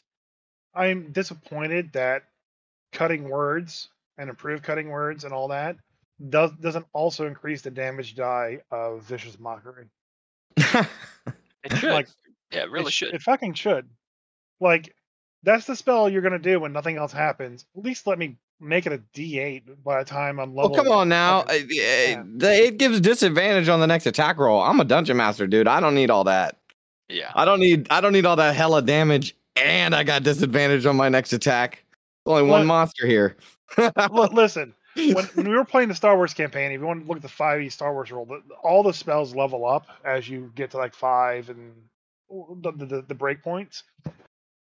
And basically getting Vicious Mockery up to that level does not change the game. It just makes you feel like you did something other than just oppose disadvantage. Because rolling a D4 at level 20 sucks. Here's your damage. Okay, well, isn't it, you take one damage. At that level, isn't it like 3d4? Yeah, something like that. A But D4 sucks. Yeah. Yep, I hear that. But it still needs to be. If it was 3d8 at level 20, that's good. That's what I should be doing with my Vicious Mockery. That I'm psychically damaging my opponents with words. Like, just let them do it. It's not going to change the game. All right, let's take a look at the Ranger class and some of the changes they've made to it, which, truthfully, I don't think there were any massive changes. They get expertise at first level. You do get favored. Why? Well, because they're an expert class now. Yeah, Bards Right, get it. but why does Bards get it at second and Rangers get it at 1? Don't know. Because Rangers suck right now. That should be the same across the fucking board. Give them all level 1 or don't. I'm not going to argue that. You're right. It should all be the same level. When I saw it was at first on the Ranger, I'm like, okay, that's just dumb. But they get favored enemy at first level, and this is a pretty big change, and it's a good one, I think. You're adept at focusing your ire on a single foe. You always have the Hunter Mark spell prepared, and it does not count against the number of spells you can prepare. Moreover, you do not have to concentrate on it once you cast it. It lasts for its full duration until you end it, or until you end it as a bonus action, or until you're incapacitated. Now, it's been mentioned. It's been mentioned it's been mentioned multiple times that this should just become a class ability and not the Hunter's Mark spell. That's the way it currently is? Well, Hunter's Mark is a spell. Yeah. Like, this should just be an ability. It's a ranger ability, call it whatever. I don't really care. I don't like that it's an ability that gives you a spell. That's strange. You're right. It should just work. It'd be its own little mechanic for rangers. Yeah, make it a ranger only thing. You can leave the Hunter's Mark spell in the game. I don't give a shit for other people, but this, just give it to the rangers. Make it easy. Clean it up. So go ahead. I'm playing a ranger now, and I have Slayer's. I'm a monster slayer, and I have Slayer's Prey, which starting at 3rd level, I can focus my ire as a bonus action and designate one creature I can see within 60 feet of the target. And every time I hit that target with an attack, I take an extra 1d6 damage from the weapon. So I already have that. It's not a 1st level thing, but it's a 3rd level thing for me. Yeah. Like I was confused. It's like I had to reread what favorite enemy did because Yeah, it's favorite enemy has so terrible. for 5e has always been just garbage. Basically you choose a type of favored enemy. You have advantage on wisdom survival checks to track them, as well as intelligence checks to recall information on them, and you can learn a language spoken by them. Like that's pretty much it. That's Honestly, that should still be a thing. yeah. And this extra 1d6 Hunter's Mark spell, Slayer's Prey, whatever you want to do it, also should be a thing. Yeah, that'd be fine. Because of how weak it always was, just adding this on top of it sure as hell isn't going to break anything. Let me keep my flavor of a ranger that hunts goblins. Yeah, but You here's the know? thing: once you hit 10th level and you're playing the same campaign, how often are you going to run into goblins? Well, that's You why you know, get extra favorite enemies as you go on. Yeah, well, it's by type. So favorite enemies are aberrations, beasts, celestials, constructs, That's true. dragons, etc. So it always kind of works, unless maybe plants. I don't think you're fighting any high level plants. Well, beasts and monstrosities is probably the biggest issue. Sure. Like if you pick beasts, that Yeah. ends at 6th level. Yeah, like 3 hit die is about the max there. But if beasts and monstrosities were rolled together, it'd make more sense. The thought. I think at later levels too, you can get more favorite enemies. I Yeah, just you do. I just really like this because you get to just. I mean, they're reflavoring favorite enemy, trying to make it not what it is right now. Because honestly, the power of this ranger that is presented in front of me, this new UA ranger, is a badass. And This is like the Monster Slayer from it makes me want to play a ranger, which usually is not something that I want to do. Not just from everyone telling me that rangers aren't that great, but just from me looking at it flavor wise and power wise, it makes a lot of sense to me. I mean, I don't even know that it's more of a badass than it ever really kind of was. It's just cleaned up a lot of stuff, and they have pulled some things from the subclasses and moved it to the primary class. Right. Yeah, like I said, like this is just the Monster Slayer as currently it is in 5th edition. Yeah. I mean, So things have changed. now I don't changed have around to a little. pick that as my subclass, right? I get to pick a different subclass and get even more shit. Yeah, of which we Yeah. will kind of get to go over. So you do get fighting style at 2nd level. You've honed your martial prowess. You gain one of the following fighting styles: archery, defense, or 2-weapon fighting. Whenever you gain a feat at later levels, fighting style feats are among your options, even though you aren't a member of the warrior group, because they are adding all the fighting styles into feats, and I think you have to be part of the warrior group typically to take them, unless you're a ranger. So you can take more than one fighting style feat. Yeah. Yep. Pretty sick. Yeah, I mean, Let's go that's the ahead. way it currently is too. And It's but like there weren't a lot of really good ones, so it wasn't really used. But now there are a bunch. Like Intercept is a fighting style, and you could basically eventually get like Defender and Intercept and everything else, and it really stacks on. Yeah, which is awesome for fighters. Yeah. Let's see. 7th level, you get roving, which is your speed increases by 10 feet while you're not wearing heavy armor. You also have a climb and a swim speed equal to your speed. So badass, man. I kind of don't like that because they do, I think, the same thing with the rogue. They also add a climb speed. Man, I think they gave the climb speed to the thief though.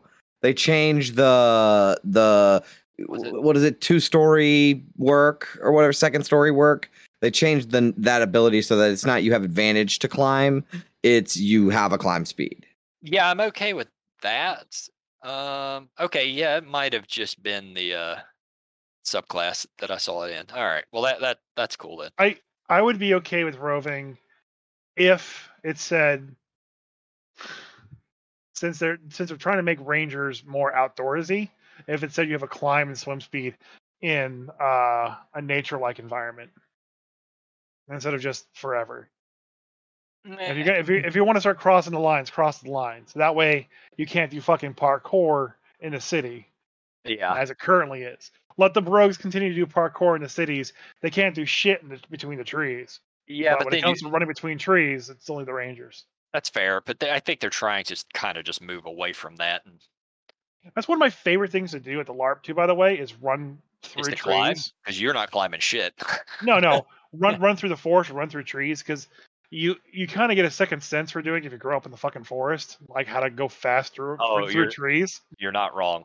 And then like you watch someone who's not really familiar with running through a forest, like bounce off of the tree's trunks and the limbs and get clotheslined, and you're just like, I'm on the other side of the forest now, fucker. Bye. Yep. All right. At 11th level, they get tireless. Primal forces now help fuel you on your journeys, granting you the following benefits. Temporary hit points. Whenever you finish a short or a long rest, you can give yourself a number of temporary hit points equal to 1d8 plus your proficiency bonus and decrease exhaustion. And we'll have to talk about exhaustion here. Yeah. If you're exhausted when you finish a short rest, your level of exhaustion decreases by 1. They have completely overhauled exhaustion, Yeah, and I noticed that. I am actually thrilled with the way they've done it. And I don't have it pulled up right in front of me at the moment, but basically there's now 10 ranks of exhaustion. Mm. And instead of having oh, you get this effect at this rank and this effect at this rank, now it's you get minus I think all of your target modifiers are like 1 higher for every rank of exhaustion you have. So it's just Right. it just simplifies it. If you get to 10, well, you're fucking dead. Yeah, you don't have to look up the rule every single time somebody gets an exhaustion level of exhaustion. You just cumulatively subtract from your rolls. Yep. Yep. Much cleaner, much easier. I'm all for it. Me too. 13th level, Nature's Veil. You invoke spirits of nature to magically hide yourself from view. As a bonus action, you can expend a spell slot and become invisible until the end of your next turn. I don't think it's too powerful or anything. I just don't like it. It doesn't feel rangery. I can feel that. I can agree with that. Yeah, like eh, I think they could put something better there. I don't know what yet, but we'll see. 15th level, your connection to the forces of nature grants you blind sight with a range of 30 feet. Again, if they're making rangers all these naturey shit, then you need to apply it to all the things for naturey shit. Have them be invisible while in the forest, but they don't know how to fucking be invisible in the city. Like, it bugs What? me when they cherry pick when they're going to bring in nature to the rogue and when they're not. Well, I think they're moving away from the nature Then aspect they need of to it. hack that part out immediately. I mean, I haven't seen anything nature I think this. I think they're just putting that in the flavor text. Like it's just a flavor text. Mechanically, if you just wrote out all of this as just flat stats with no fluff, basically at 13th level, you can have advantage on an attack roll as a bonus action. You know what I mean? Like you could become invisible until the end of your next turn. So like maybe you shoot and then hide, or you can hide and then shoot. They do need to Right, clean up. They but do need to clean that's up my the invisibility, by the way, because is it until you attack or just until the end of your next turn? Well, that's my there's point. an Am I invisible invoking- condition that Is they the have flavor in of this here. rager invoking the forces of nature, all like a shaman, or how the ranger currently is? Am I pulling actual spirits out to do these things? Because you're right, yeah, mechanically it's just the same thing. It's just invisibility. That's it. But they're That's what you not get at adding the 13th level. flavor ticks everywhere that it needs to be. Sure. Like just make it naturey based and say this is nature, or just take it out. We don't need this tiny subsequent this ranger is all nature based and it's pulling the spirits of nature. Just say that it's camouflaging himself. You can Because call what it if I'm playing a nature, you can call non-nature it- rogue? You can call it nature's veil, but I see you remove that first sentence that says nature to magically hide. Or even your I connection mean, with the forces of nature grants you blind sight. Am I technically Daredevil? speaking, I could make a urban ranger with this. Like, he doesn't know jack shit about the forest, but he's a street dude that like Aladdin or something. You know what I'm saying? What is the spirit of 15th Street that this guy is summoning to help him turn invisible? Doesn't matter. That's Oh. up to my flavor text. I can Oh, describe how I want that Hold to on, happen. hold on now. So since I've been reading up on Shadowrun, since I'm getting ready to run that here soon, Yeah. shamans in that game do summon spirits of the city. Like, rats are huge within the city. Like, they summon from animals, coyote. There's a lot of different city spirits that they have access to. Well, they don't Honestly, currently I could exist in Faerun just flavor it however I want. When my player casts a spell, I say, "What does that spell look like?" Even if it doesn't even, they don't even have to go off of the description of the spell. Mechanically, it's the same. Yeah. So, I mean, I can see how they're adding this flavor text to help new people to like make this, but really the rule as it is, as a bonus action, you can expend a stealth slot and become invisible until the end of your next turn. Pretty badass. I like it. You know, I don't really care about this whole flavor shit because usually when I make a character, it's whatever I want it to be. It looks like, it smells like, my somatic components, my components for the spell and stuff like that. All of that is just made up for me. I decide what that looks like. Right, but the problem is, and I haven't seen this yet, but this is down the road that they've done before, and specifically in 4th edition, where they had a lot of flavor text that didn't match with the abilities. And my favorite one is Leaping Strike, where it says you leap through the air, perform I can't remember, so the dastardly or dangerous or deadly strike, and leap away. And then the actual ability was move 10 feet, attack, and move back. And so move is not a leap. It's not a shift either. So you provoke an op if you do that. But the flavor text made you believe that you bounced around everywhere, and yes, you did a jump in and jump out, and that you wouldn't get opportunity attack. So they have this problem where they throw in all this flavor text and more flavor text, and then new players will read that flavor text and go, so do I jump in or do I move? So they need to either double down on it and sync everything up with their flavor text, or they need to pull that flavor text out because it's going to confuse new players. Yes, I can, as a DM, work my way through it. I can have the city summon rats. I can have the alligator that's in the sewer grate come out as my bestial spirit to grant me strength to bust through a door. I get that, but is everyone going to get that? And they said they're shooting for the lowest common denominator here, but they still seem to be writing for that as high. So it just my personal opinion, let them be confused. That's on them, but I know that's not what they're aiming for. Yeah. So. All right, we got to move on. Yes. The hunter subclass. Hunter's Prey is already a thing. Hunter's Lore is new. Multi-attack, they've changed it. And Superior Hunter's Defense seems like they've changed that a lot too. And I don't have all this. What? So Hunter's Prey is the thing that said Slayer's Prey. That's what I have at Monster. So it's a 1d6 here. But here they gave me Slayer's Prey at level 1 because this is a concentration based thing. But then this is now just an extra d8. So now not only when I get a hit, I do my weapon damage and Hunter's Prey damage and Hunter's Mark damage. Yeah, that's how that works. So fucking right. I want to play a ranger right now. Now it says you can deal this extra damage only once per turn. Doesn't matter. Yeah, I'm rolling 3d8 as an attack at level 3. Nobody plays Rangers because the Rangers have sucked, so it looks like they're pushing them in the hard the other direction. Yeah, man, it's so awesome. This is so much 6th edition and not 5.5. It is 6th edition. We've already determined this. Yeah.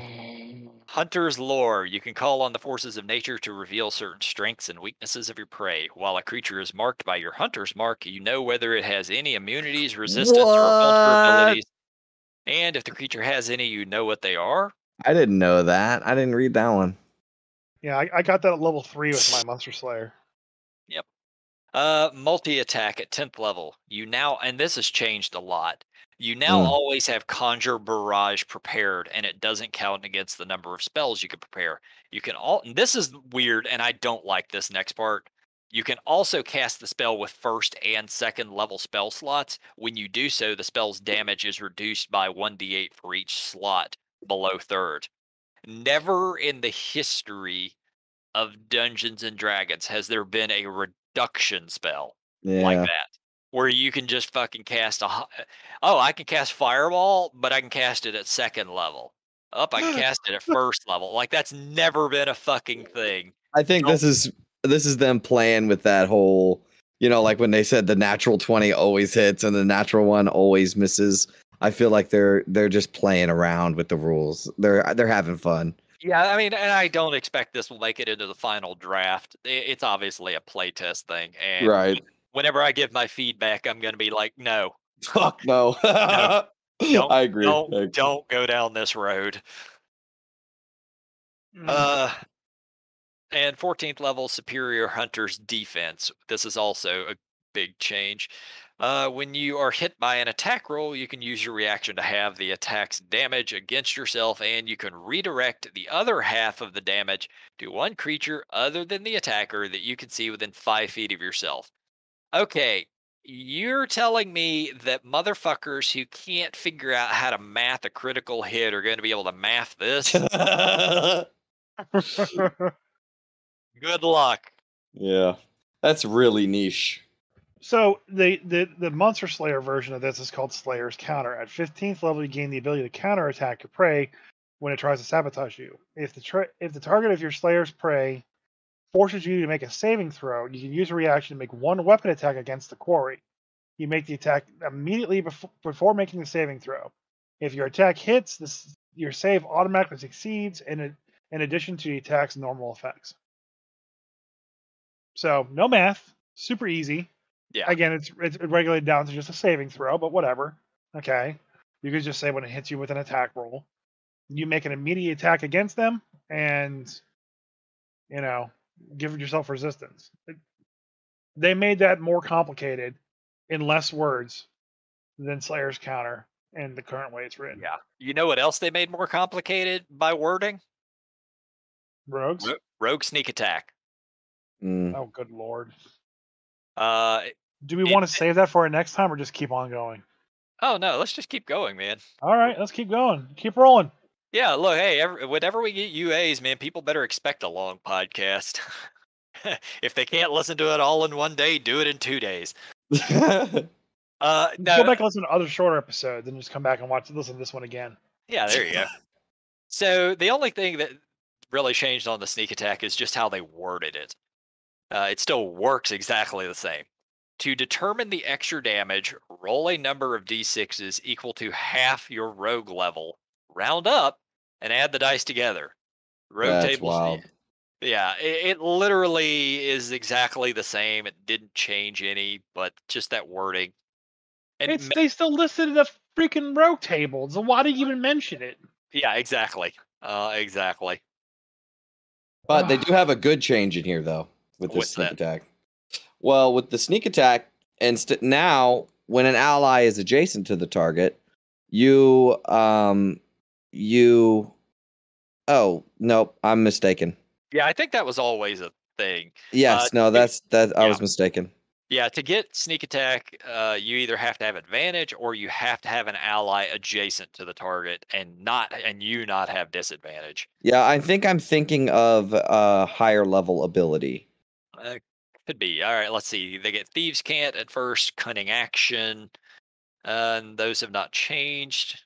Actually, so I listened to Jeremy Crawford watched a video of Jeremy Crawford talking about these changes, and he said that out of all of the classes in all of 5th edition, the rogue is the one that everyone has. It has like a 98% satisfactory rate. So like everyone is very happy with the way the rogue is now. They just added a couple of little tweaks here and there just to kind of freshen it up a little bit. Yeah, and just from looking through, that really kind of seems to be the case. Mm. Like I'm Holy shit! what They nerfed sneak attack. they did. Yeah. So sneak attack right now. Did I miss something? Yeah. Yes. All So right. right now, sneak attack is just once per turn, you deal an extra 1d6 damage to one creature you hit, blah, blah, blah, blah, blah, sneak attack as we know it. Now, it's once on each of your turns when you take the Oh, okay. attack action. So you can no longer You can't give reaction the sneak attack. reaction sneak attack is gone, opportunity Okay, sneak well that attack was is broken. That gone, was broken to begin with, though. and then extra attack from other classes and getting an extra sneak attack on their turn is gone. Yeah, that No, man, never. I fully utilize the shit out of that. Like if I have Yeah. a rogue in the party, I build to give him extra attacks to sneak attack more. When the fuck have you played a rogue? We literally have a podcast titled "Rogues Suck" because you No, hate no, no, no, rogues. no. So like back and forth edition, okay? The sneak attack Oh, didn't okay, change with fourth enforce. edition. When I played boss, my dwarf warlord, I would always give my shout attack, which a couple classes in fifth edition have, to the rogue, so he could get an extra attack in on my turn, thus That's triggering me to right. sneak attack again. Yeah, yeah. Now that's gone. Well, That it's is broken. no, it wasn't broken. That was essential. I don't think it's broken, but I don't think it ever should have been a thing. Right. Okay, It's I always been agree a with you thing. there. The No, rogue that's should get bullshit. the rogue should get sneak attack on their turn. If they're dealing 3d6 at level 1 or however much it is, 2d6 at level 1, One. then you don't need to Okay. be adding 2d6 every opportunity attack and then, using your reaction and then your bonus action, you know what I mean? Yeah, because at that point you will be out damaging everybody else. If you're able to do it on The It's an yourself. ranger exploit. gets 3d8 at level 3. The rogue gets 3d6. Yeah, well, maybe the new ranger's going to be a little broken. My point, it's not the ranger can do that on his turn. You can do it on your turn, and then if you have a warlord style class who can give you an extra action, then you can do it on another turn, and then you can also do it on a reaction. That would be 3 sneak attacks in one round. That shouldn't be a thing. That's totally should still be a thing. Yeah, I think you're probably the only person who's even going to think of this as a nerf. Nerf, That is an exactly. absolute huge nerf. That needs to come back. Well, they took out I the should be able exploit. to. yeah, they I took should out be the able exploit. to. I should be able to sneak attack some monster that's running away from me. I'm stabbing him in the back. I get my sneak attack damage. I'm attacking from the back. It's backstab. I should be able to teleport over buildings and shit. Like literally, they just remove they fucking removed the exploit, and you're bitching about it. That's great. God damn, I hate rogues. Now they're even worse. Rogues suck.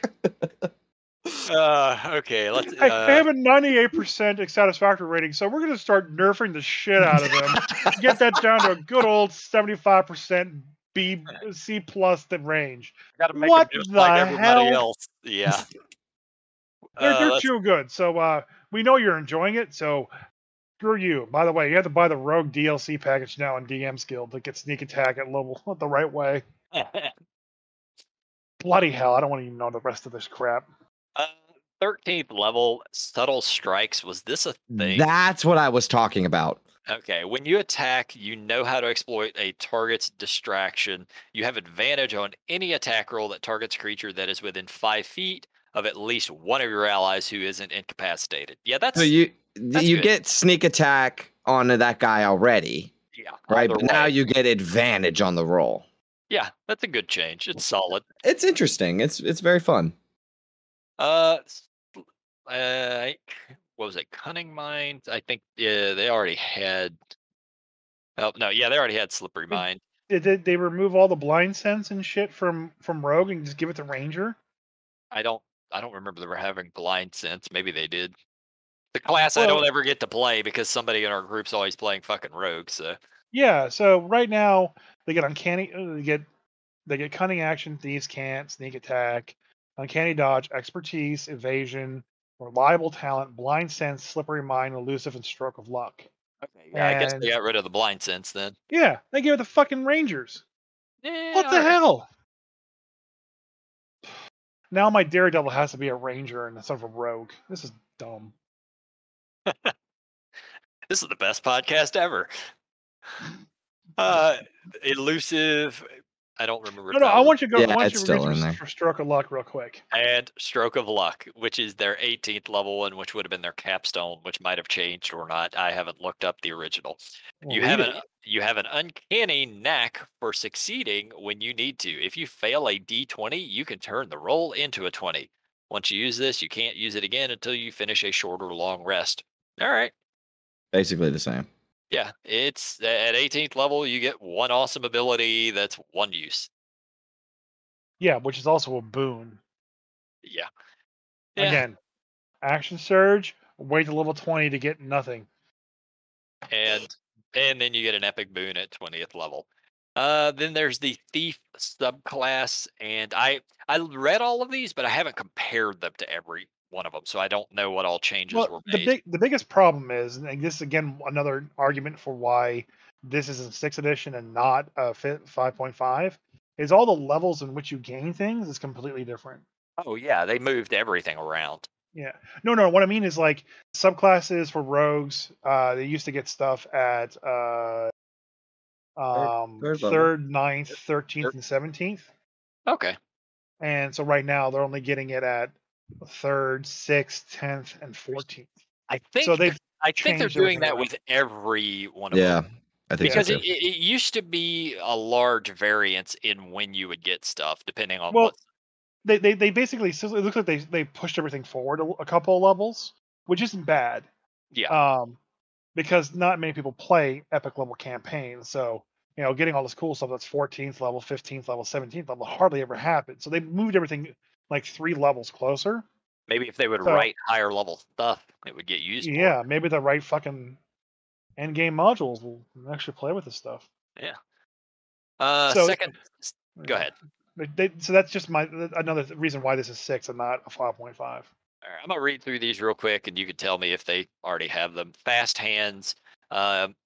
Take the you have additional options for the bonus action of your cunning action, and it allows you to take either search or sleight of hand as a bonus action. You get second story So work, which go ahead. hold on. So you have the additional options for bonus action of your cunning action, which you can do the following: search, sleight of hand. So fast hands for thief as it is pretty much the same. Your bonus action granted by your cunning action to make dexterity sleight of hand checks, your thieves tools to disarm traps or open a lock, or take to use an object action. Have they Okay. discussed object interaction at all in 6th edition yet? I don't remember seeing anything on it. I'd have to scroll to Because the bottom. fast hands is super critical. Like if I want to get a potion out of my pack, and if I also want to do something else that requires my object interaction, I couldn't do both, for example. Yeah. So having an extra object interaction, like for example, technically in 5e, I can run over to a door, open a door, and run through the door. I can't close the door unless I use my action to do it. Yes. Yep. So fast hands, I can actually run to the door, object interaction, open the door, move through it, close the door, object interaction, and keep moving. So very interesting they took out object interaction from fast hands. Makes you wonder how they're changing object interaction. Probably make it much more clearer. I think it was our 4th podcast that we ever did was my complaint about how that object interaction shit was buried in the DMG Yeah. on a random page on the wrong page. I remember we discussed it way the hell back when, and I do occasionally have to utilize that in my own campaigns. Not very often, but sometimes my players decide to play door games with monsters and stuff. That's all I do. Second story work at 3rd level, and I know they had this, but I think it's changed. Yeah, because it used to be you get advantage on climb. Right, we talked about that earlier. Yeah, but now you just get a climb speed, and when you take the jump action, you can make a dex check instead of a strength check, which I fucking love. I always hated it was strength based all the time. Oh yeah. It makes more sense the way it currently is. you don't have a climbing speed. You're climbing no longer costs extra movement, so it's the same. You don't have a climbing speed. You're just climbing no longer causes difficult terrain for you. Yeah. And the jump, you just cover a number of feet equal to your dexterity. Yep. Again, changes that don't really need to happen. Maybe for clarity reasons, I don't know, but I'm okay with it. It's fine. Jump has I don't have it pulled up, so I guess they didn't. I guess the jump distance was already part of the second story work.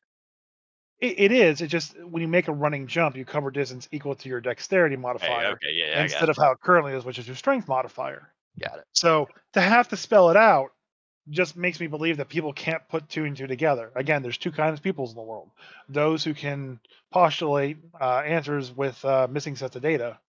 And those who can't. Well, you're not supposed to say the second part. I know, but I did anyway.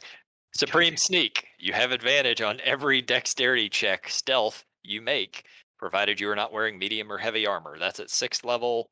That's technically a buff because you can't move more than half your speed on the same turn. Right, they're just taking out the movement restriction. Yeah. Which honestly needed to happen because I let people sneak their full movement. It's so boring and slow to reduce some speed by half. Agreed. I'll even let them give extra distance on that sneak sometimes. And what rogue is wearing medium or heavy armor? Not any good ones. Yeah. Honestly, this should basically be just like the heavy armor prod penalty. If you're wearing medium or heavy armor as a rogue, you forget the ability to use weapons until you take that shit off. 10th level, use magic device. Was this a thief thing? Yep. Okay. Did it work the same way? No, I think they changed it. All right. I'm not sure. You can attune up to 4 magic items at once. And whenever you use a magic item property that expends charges, roll a d6. On a roll of 6, you use it without expending the charges. And scrolls. You can use any spell scroll that bears a cantrip of a 1st level spell. You can also try to use any spell scroll that contains a higher level spell, but you must first succeed on an arcana check. Blah, blah, blah. So, the 4 magic items thing is a change. Actually, all of it is a change. Yeah. So the old one was when you learn about workings of magic, that you can improvise the use of items even when they're not intended for you, and you don't roll class, RAS, and level requirements for the use of magic items. Yeah, so okay, it's a little different. Yeah, because they've been working to change some of that stuff for quite a while. Right. The attuning magic items, I still hate the way it works. Never have liked it. I think it's incredibly limiting. I'm okay with the tuning. I just think it should be a larger amount than what it already is. Yeah. I like the charges thing though. The fact that you have a chance of not using them. I just want to say too, from the LARP standpoint, the fact that my character has UMD is fucking broken. All right. These reflexes, you can now take a second bonus action on your turn, provided it is the bonus action from cunning action. What? You can use this feature on a number of turns equal to your proficiency bonus, and you regain all expended uses when you finish a long rest. Oh, hey, so remember when I was telling you the other day with this UA, I was able to create a character that could move 500 feet from their standard move? Well, now you could feasibly move 2,000 feet in a round. I fucking love it. That shit is so badass. The old thief's reflexes was better. Dude, a second bonus action on your turn is just changing the entire mechanics of the game, and I fucking love it. So the old thief's reflex is you're adept at laying ambushes and quickly escaping danger. You can take 2 turns during the first round of any combat. What? Actually, that's you pretty take badass your too. first turn on your normal initiative and your second turn at initiative -10. You can't use this feature when you're surprised. Yeah, they both have their merits, I think. Honestly, I like the older one better. Yeah, I guess the second bonus action will help. It gives you more attacks, throughout the entirety of the combat. But I don't know, 2 turns in the first round. Well, see, here's the thing. Really good. We haven't quite got there yet, but they changed the way that 2-weapon fighting works. Yeah. Oh, okay. It no longer requires your bonus action, but I Here- imagine we're gonna here- get to that. Well, here's the thing now. And mind you, So that makes this more useless then. here's the thing you could do now with the double cunning action though is it allows you to either dash, disengage, or hide, but you can do two of those in a round. So Yeah. you make your attack, you disengage, and then hide. Yeah. Or And you break position, shoot, hide again. Or hide at the beginning of your turn, break position, hide again. Yeah. So Yeah, that- well, the problem with that is in subsequent rounds. Like if you're ranged, you breaking is just you coming out of wherever you're hidden. You take the attack's at advantage, and you go back into hiding, and you bonus action hide. That's the current ranged. So even if I had another bonus action, what am I going to do with that? well, that's for Dash rage. someplace? I'm talking about people who stab them. Okay, Yeah. so I Yeah, that's can good too. disengage, run in, hit somebody, and run out. Okay, and I have my second one, so I'm dashing, so I have that range. That's the problem that I always have with rogues, was like you couldn't do that very easily. But this is also 14th level or some shit. Yeah, So it's it's rather high. irrelevant at this point in time. And on top of that, 2 turns. On Yeah. one hand, we have 2 turns. On the other hand, we have you get a second bonus action, which you may or may not be able to use. I think they Given both have their merits. Like you can exploit either of those things pretty well. Two, One of the problem- two turns is one- better. Yeah, it is better, but this is still really fucking good. One of the problems they said they had with 4th edition was with the minor action.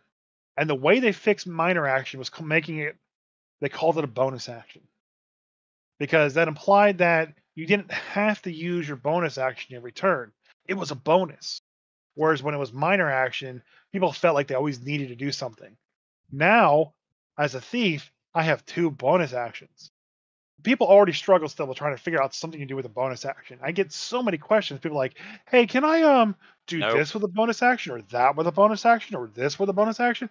Now I'm going to have this stupid thief going, I got 2 bonus actions. Can I just combine this that's together when- for another attack action? No, that's when you take one of these crazy feats or something that gives you a thing to do on your bonus action. If You know what I mean? If you get somebody's character up to 14th level and they don't know how cunning action works, they probably shouldn't be playing D&D at all.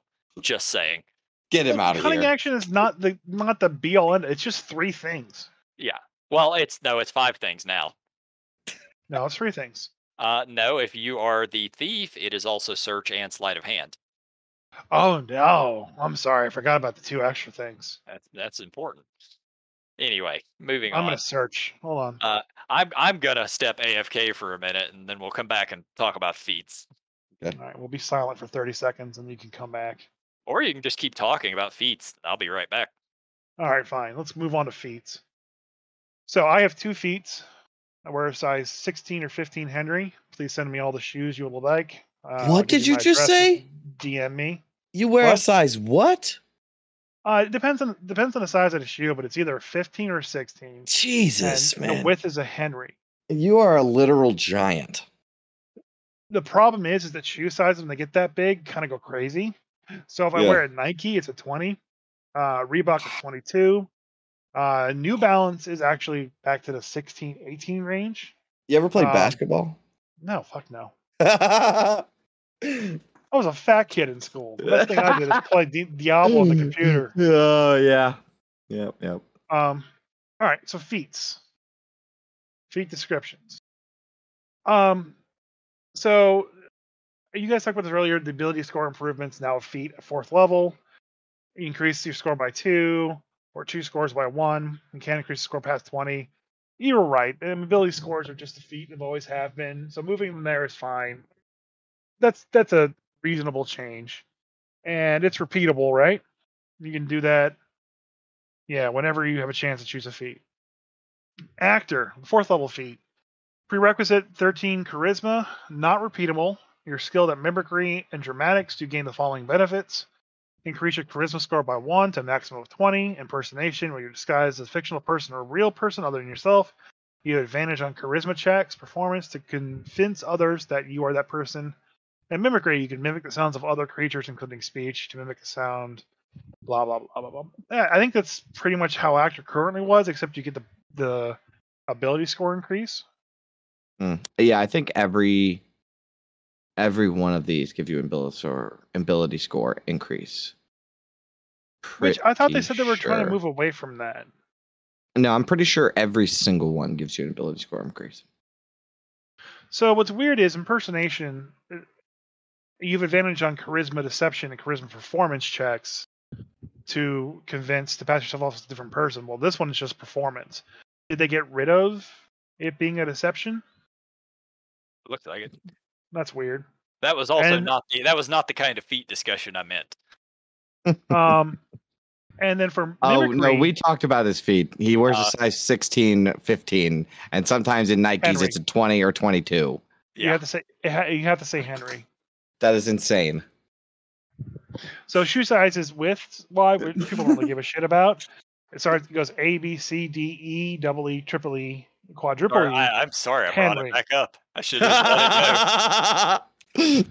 So mimicry again was you do a contested insight versus deception check to make it sound fake, and this one is just another performance check. Did they get rid of deception charisma checks or something? They have not said anything about that, and I haven't seen anything like that. So why is impersonation just a performance check and not a deception check? That's a good question. I don't know. They need to fix that. All right, so athletes.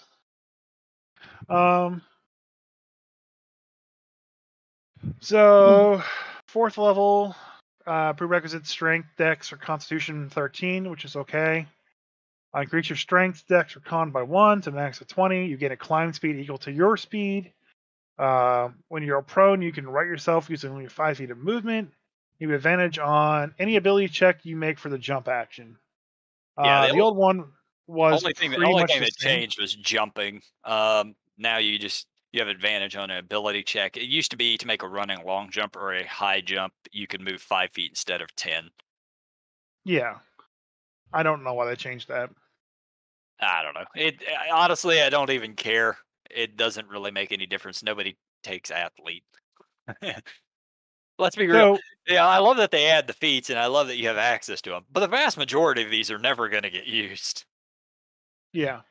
So Charger is proficiency with any melee weapon, 4th level feat, increases your ability score or dex or strength by 1 to max of 20. When you take the dash action, your speed increases by 10 feet for that action. Charge attack if you move at least 10 feet in a straight line. Immediately before hitting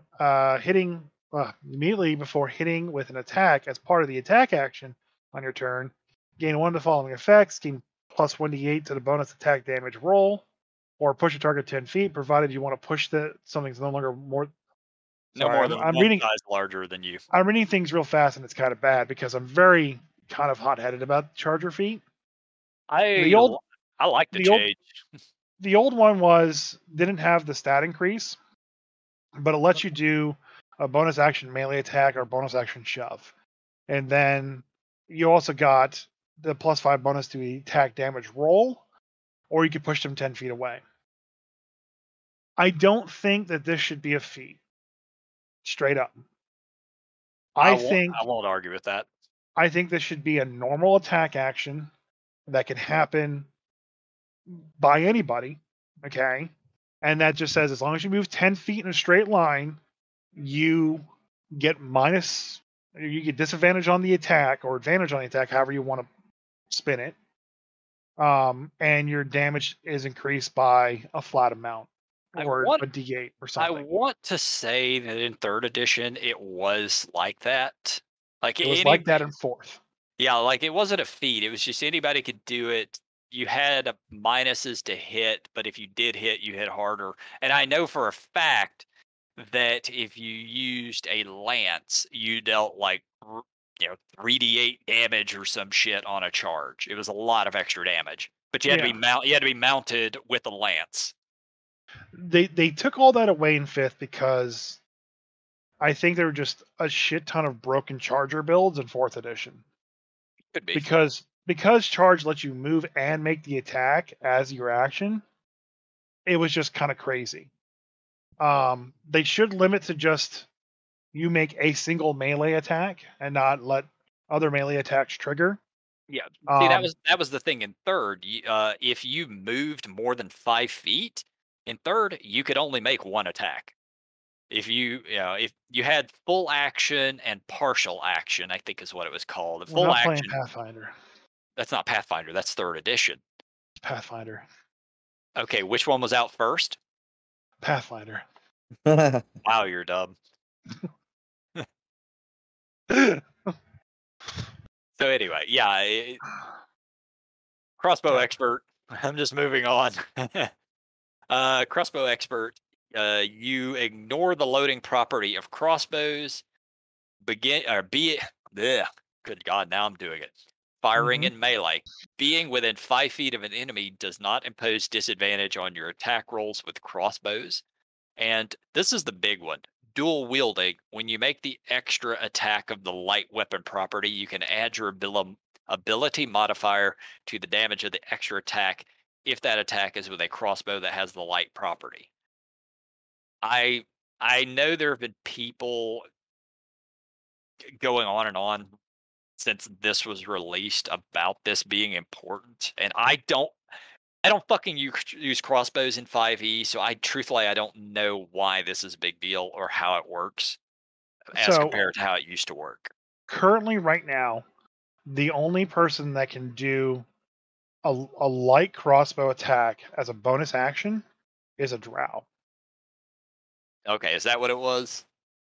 And so at this point in time, everyone now who has a light crossbow in one hand and a melee weapon in the other can make that attack.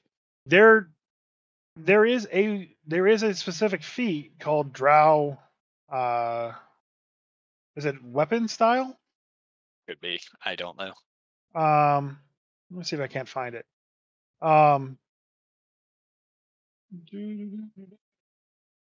The drow.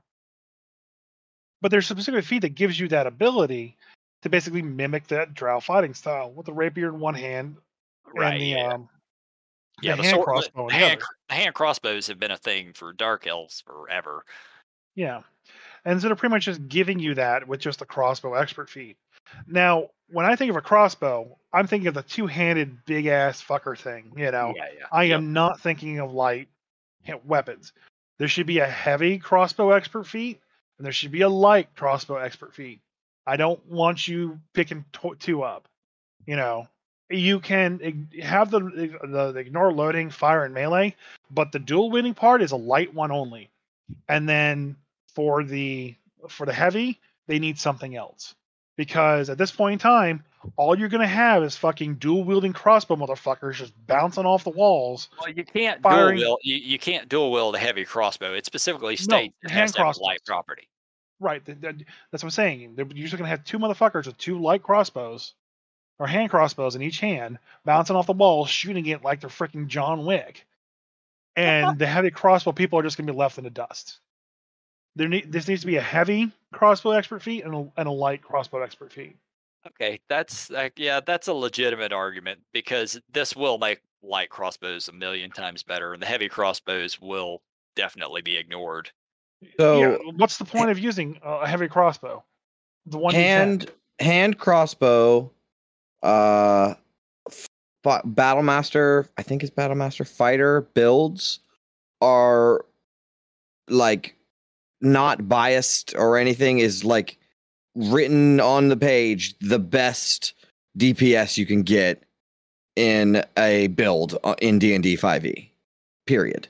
Like all the competitive builder, like people that build characters on YouTube, and it's a whole other sub genre of this game is people who just build broken characters, and that's the build that like defeats all other builds. Is this dual wielding hand crossbow expert sharpshooter build, and also it keeps in this under this crossbow expert.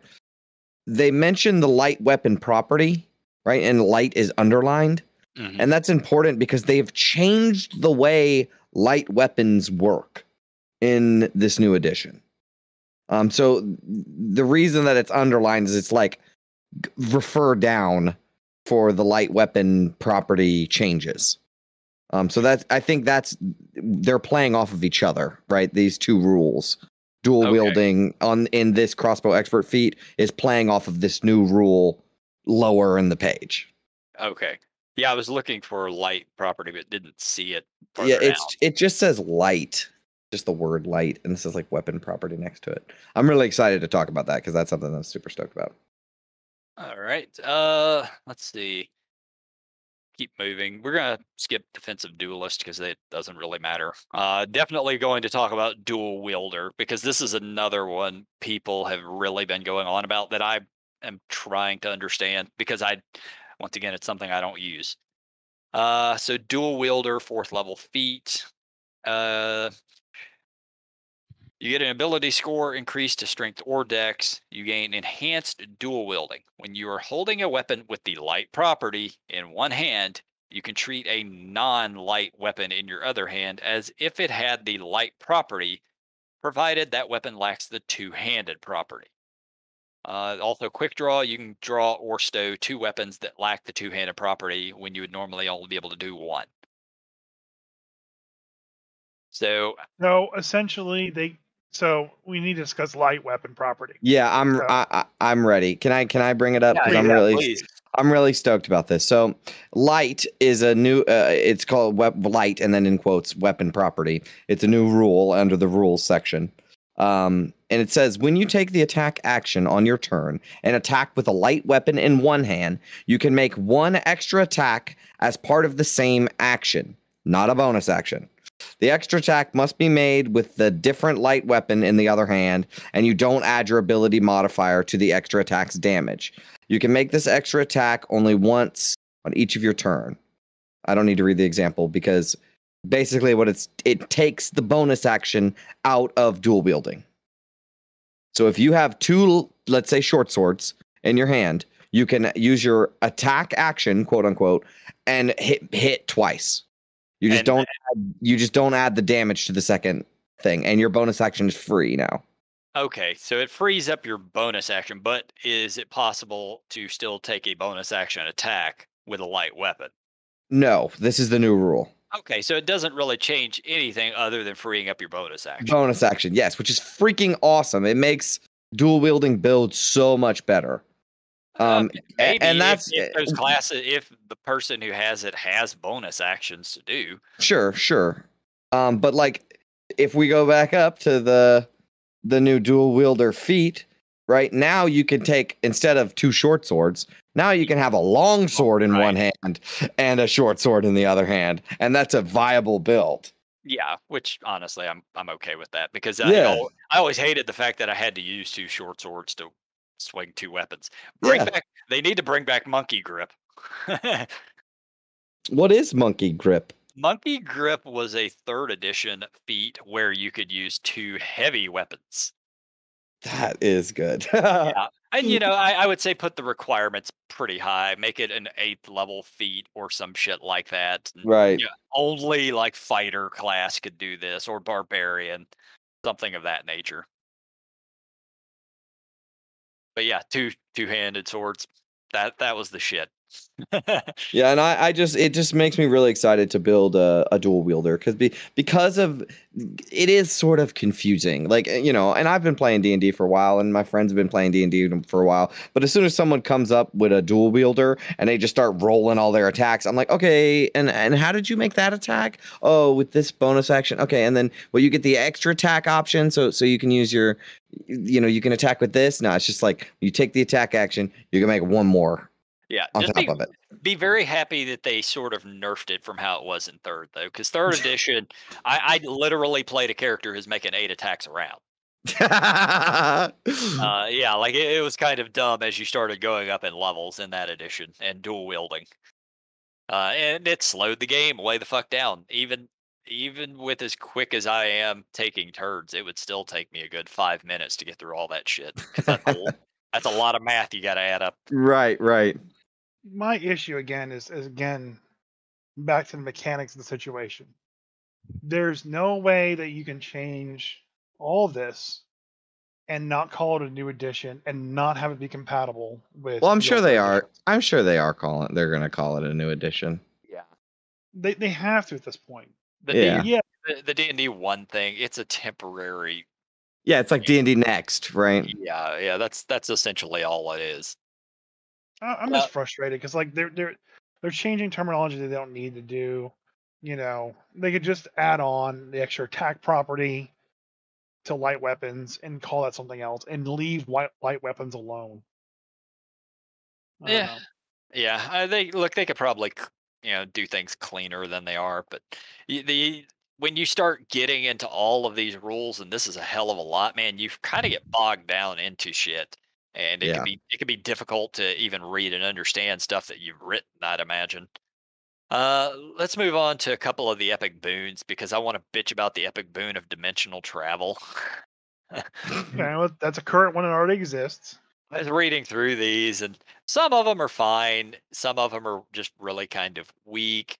But you're talking, and it even in the title, it's epic boon, like epic. You're fucking epic level when you can take this thing, and all it allows you to do is you can cast Misty Step without expending a spell slot.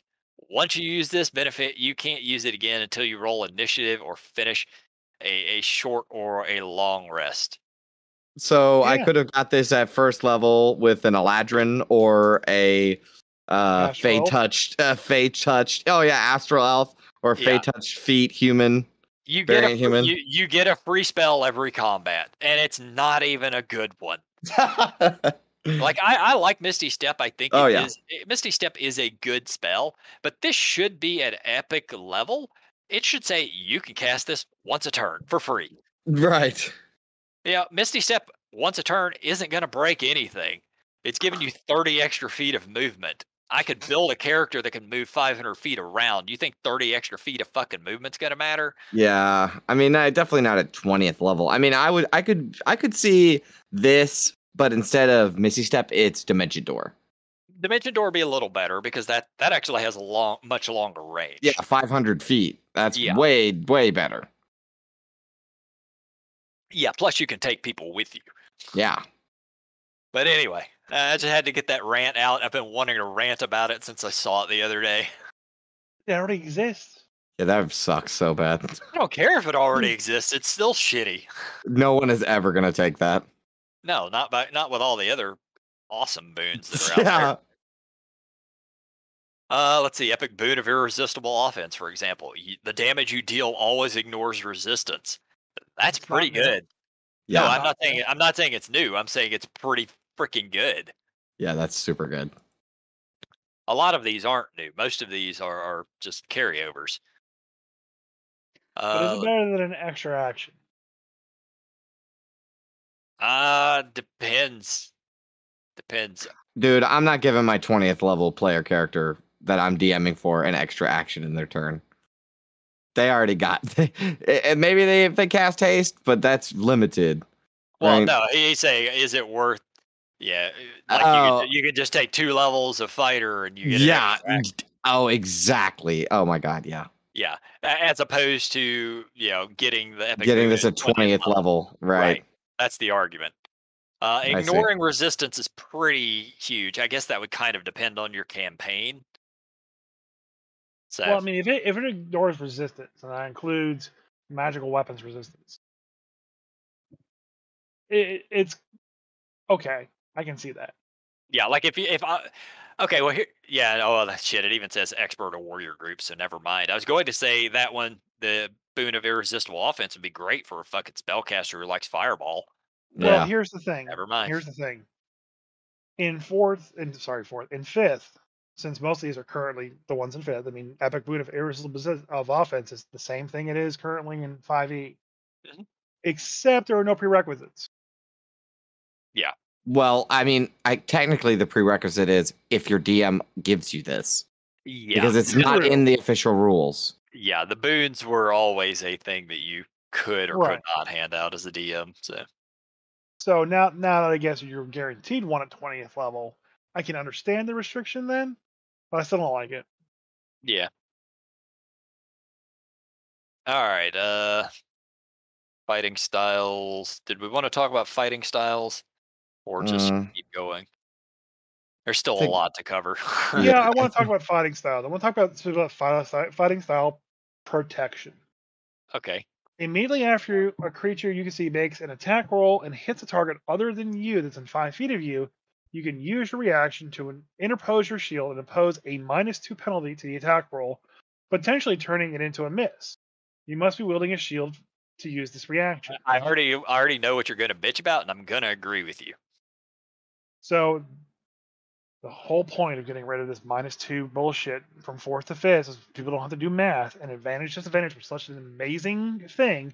And protection currently says that you can impose disadvantage on any attack roll made within 5 feet of you. Why did you change it to some sort of math equation? Yeah. They need to be consistent with this advantage disadvantage thing. I don't personally, I love the -2 penalties, but it's more guaranteed. But it is not consistent with what they have been trying to do. I mean, parry, which exists in the thief tree and a couple other things, is a thing and adds +3 to your AC. And I think in this one, it adds your proficiency bonus to your AC. I'm okay with adding things to your AC, but when you start minusing things, it gets kind of confusing and wonky. I don't like having it where it's not needed. I agree. So having this be here and not be parry where it adds something instead of minuses 2, it honestly sounds like they copied this from the 4E manual instead of the 5E manual. Now, honestly, they should take intercept and protection and merge them together. So if there's an attack made, you impose disadvantage, and if the attack still hits, they can reduce the damage by 1d6 instead of 1d10. Yeah. That's pretty good. Yes. Let's see. Great Weapon Master.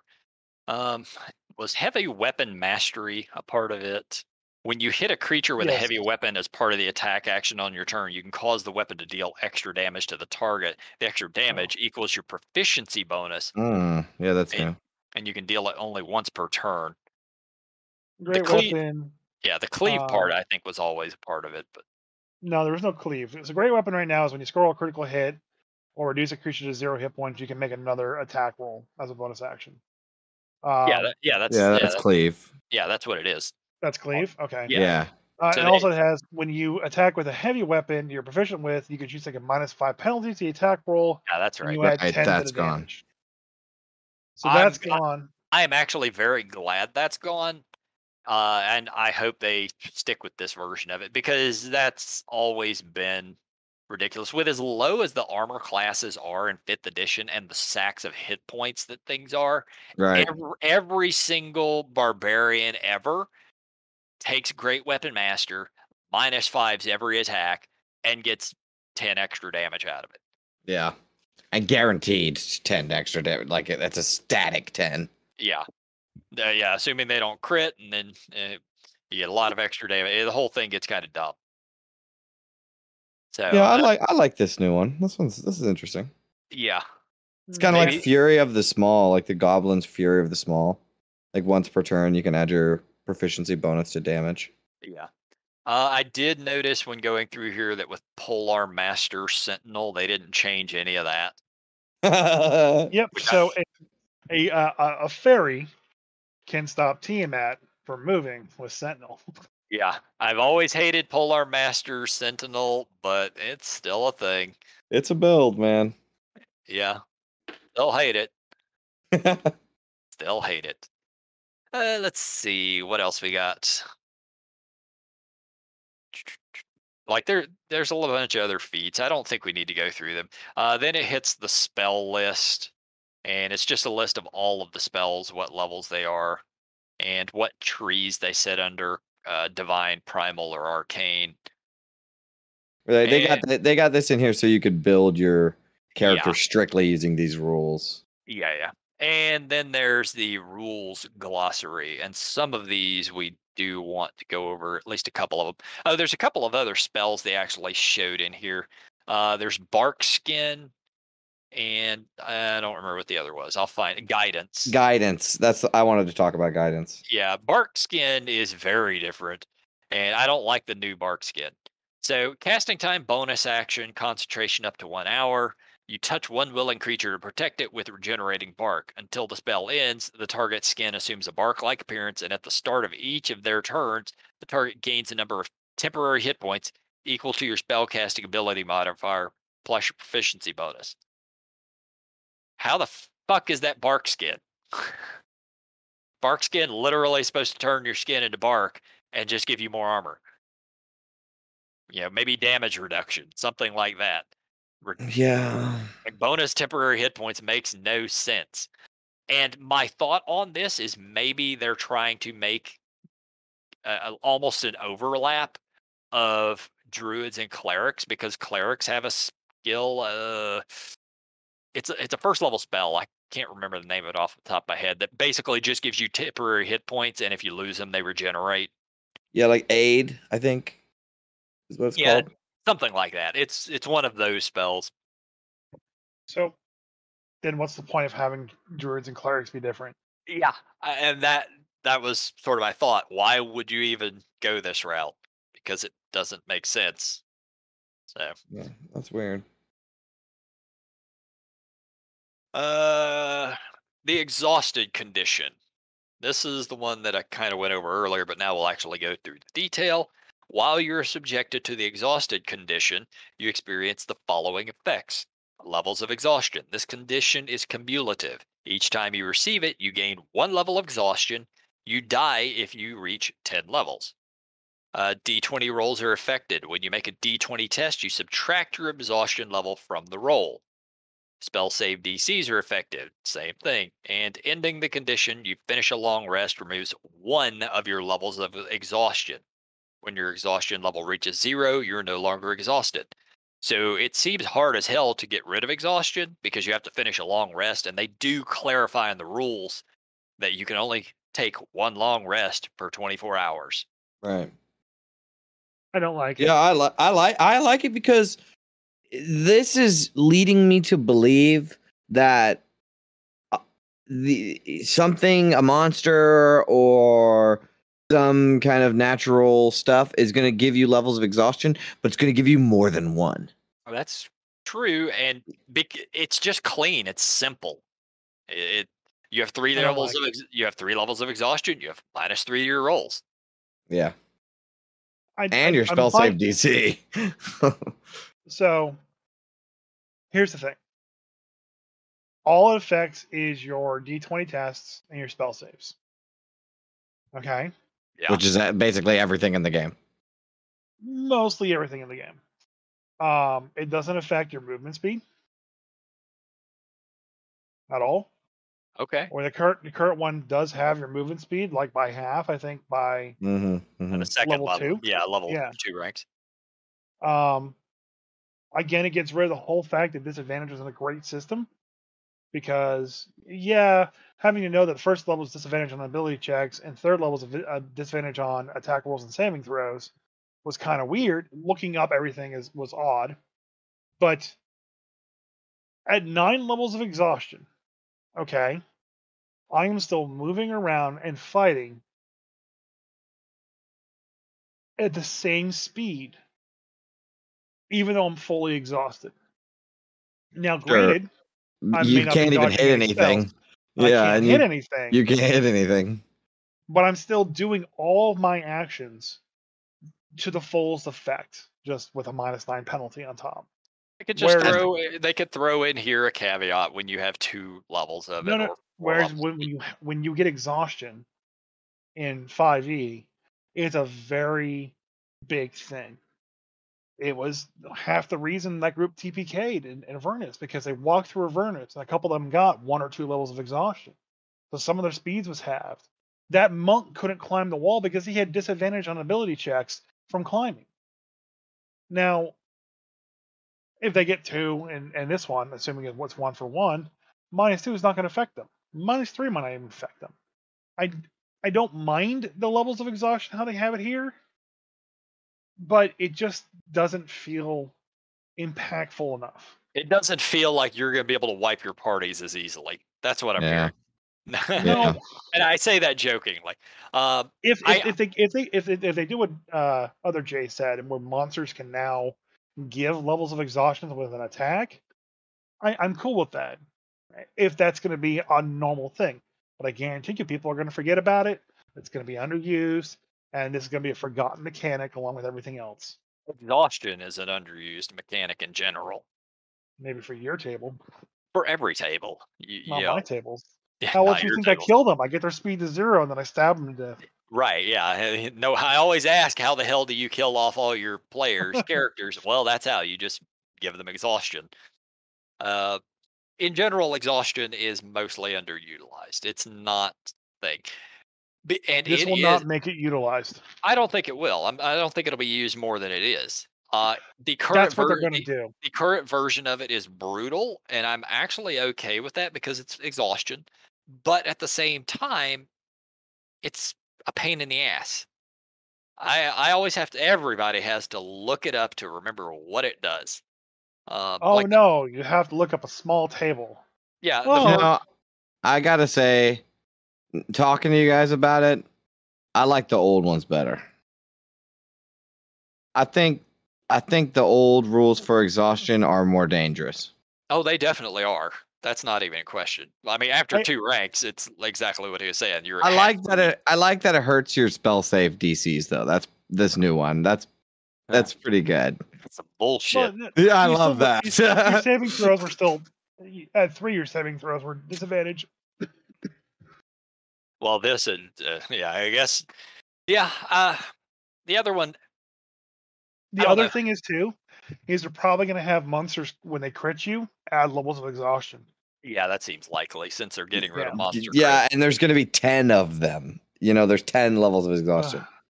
Actually, now I hate it because you said it that way, and that got me to thinking of Magic the Gathering and poison counters. Yeah, it's poison counters. Yeah, fuck this. Nope, do not like. You know, I think I'm on your team. I don't really like this one. This exhausting. I love either. it. I love it. Toxic Waples for 3 seconds. Oh no, we hit it. Yeah. Yep. No, poison counters is all it takes for me to hate it because it's the most garbage thing in Magic. When I play 6, I'm going to have a stack of poison counters. Like it's actually Yeah. exhaustion. Yeah, I have 438 life in Magic the Gathering. Up, but you have 10 life because I have poison counters.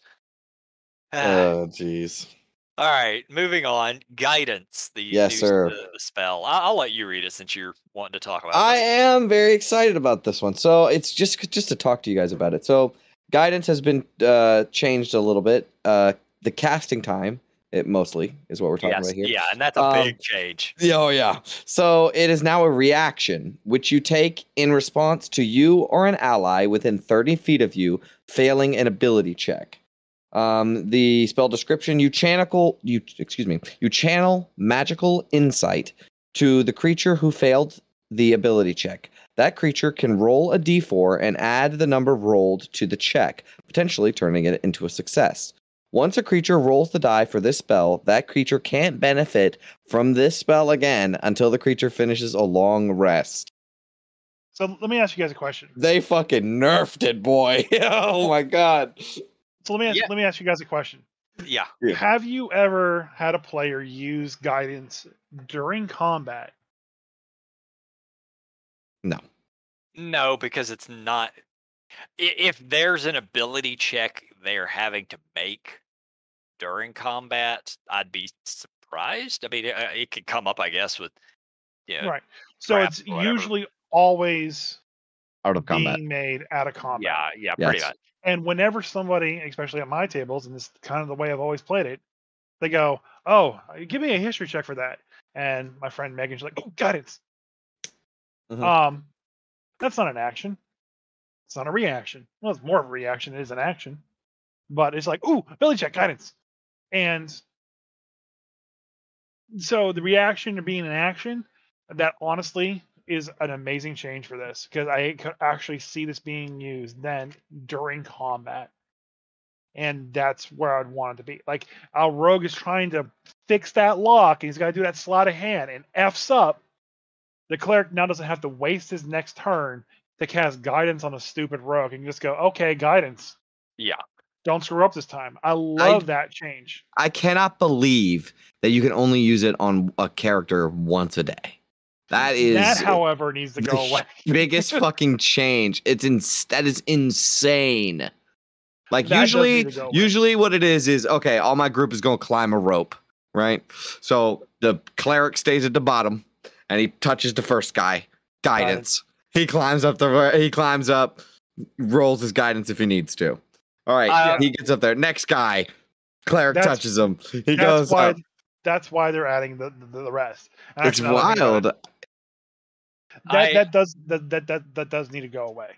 So I can see that's why they added that in, but then bump it up from a D4 to a D6. If they're only going to get once per long rest, make it a D6. You need a caveat to this thing. You need it to say that they can only benefit from this once per turn. That's important. Because if you have multiple clerics who can cast this. No, it says from this spell. They can't be affected by the spell twice. You channel magic. Yeah, he's right. The ability to check that creature can roll D4, add the number rolled to the check, potentially turning it into a success. Once a creature rolls for that spell, okay, well, that's fair enough. So even if you have 5 clerics, you can only get 1 guidance. That is crazy change to the spell. I do limit the climber up, here's your guidance, climber up, here's your guidance. I tell the person, you can give guidance to one person, whether it be yourself or somebody else. You can't give it to everybody. I do already do that at my tables. Well, usually what I do is, what happens, right, is I'll say, okay, everybody roll a stealth check. And guidance, and then one guy will say, oh, can I roll guidance? And it's like, well, we already rolled, so, next time, wait, so I like the reaction aspect of it. That's very interesting. This is kind of what it should be used for. And again, like we said earlier, it's stepping on the toes of Silvery Barbs. So we might as well just get rid of Silvery Barbs if we're going to have all this cool fancy stuff. I'm good. The part that's killing me is that you can only get it once a day. That's crazy. I can't. Well, they want to take it away from what you just said, and so long rest is a little punishing. Short rest, I'm okay with. Yeah, but it's always been I just use this and then I use it again and I use it again. And I give it to everybody. Like I said, I already limit that at my table. Yeah, but most people don't. I don't. Like I don't give a shit if my players use it. Listen, Torm is a very, very needy god. He doesn't have all the guidance to give out to everybody. Especially usually stupid evil character. When I'm role playing a NPC like priest or something, and they'll say, the light of Lathander blesses you, right? I'll usually have them like cast guidance on the player character, even though it only lasts like 10 minutes and they're in town, they're not getting into any trouble or anything, just because it does have some sort of magical effect. And the priest is like, I am blessing you with my god, So I use it all the time, even just for fun. If they do want to add in, let's say, like a second level spell that's like the Ritual of Guidance that gives everyone advantage on their ability checks, or D4 in their ability checks for the next 10 minutes, that's a 1 minute casting time, I'm all for that. I just think it's wild. This is just wild. I can't make up my mind about it. It's so cantrips different.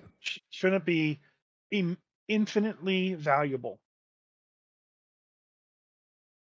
Yeah, like I'm perfectly okay with them doing that the way it is.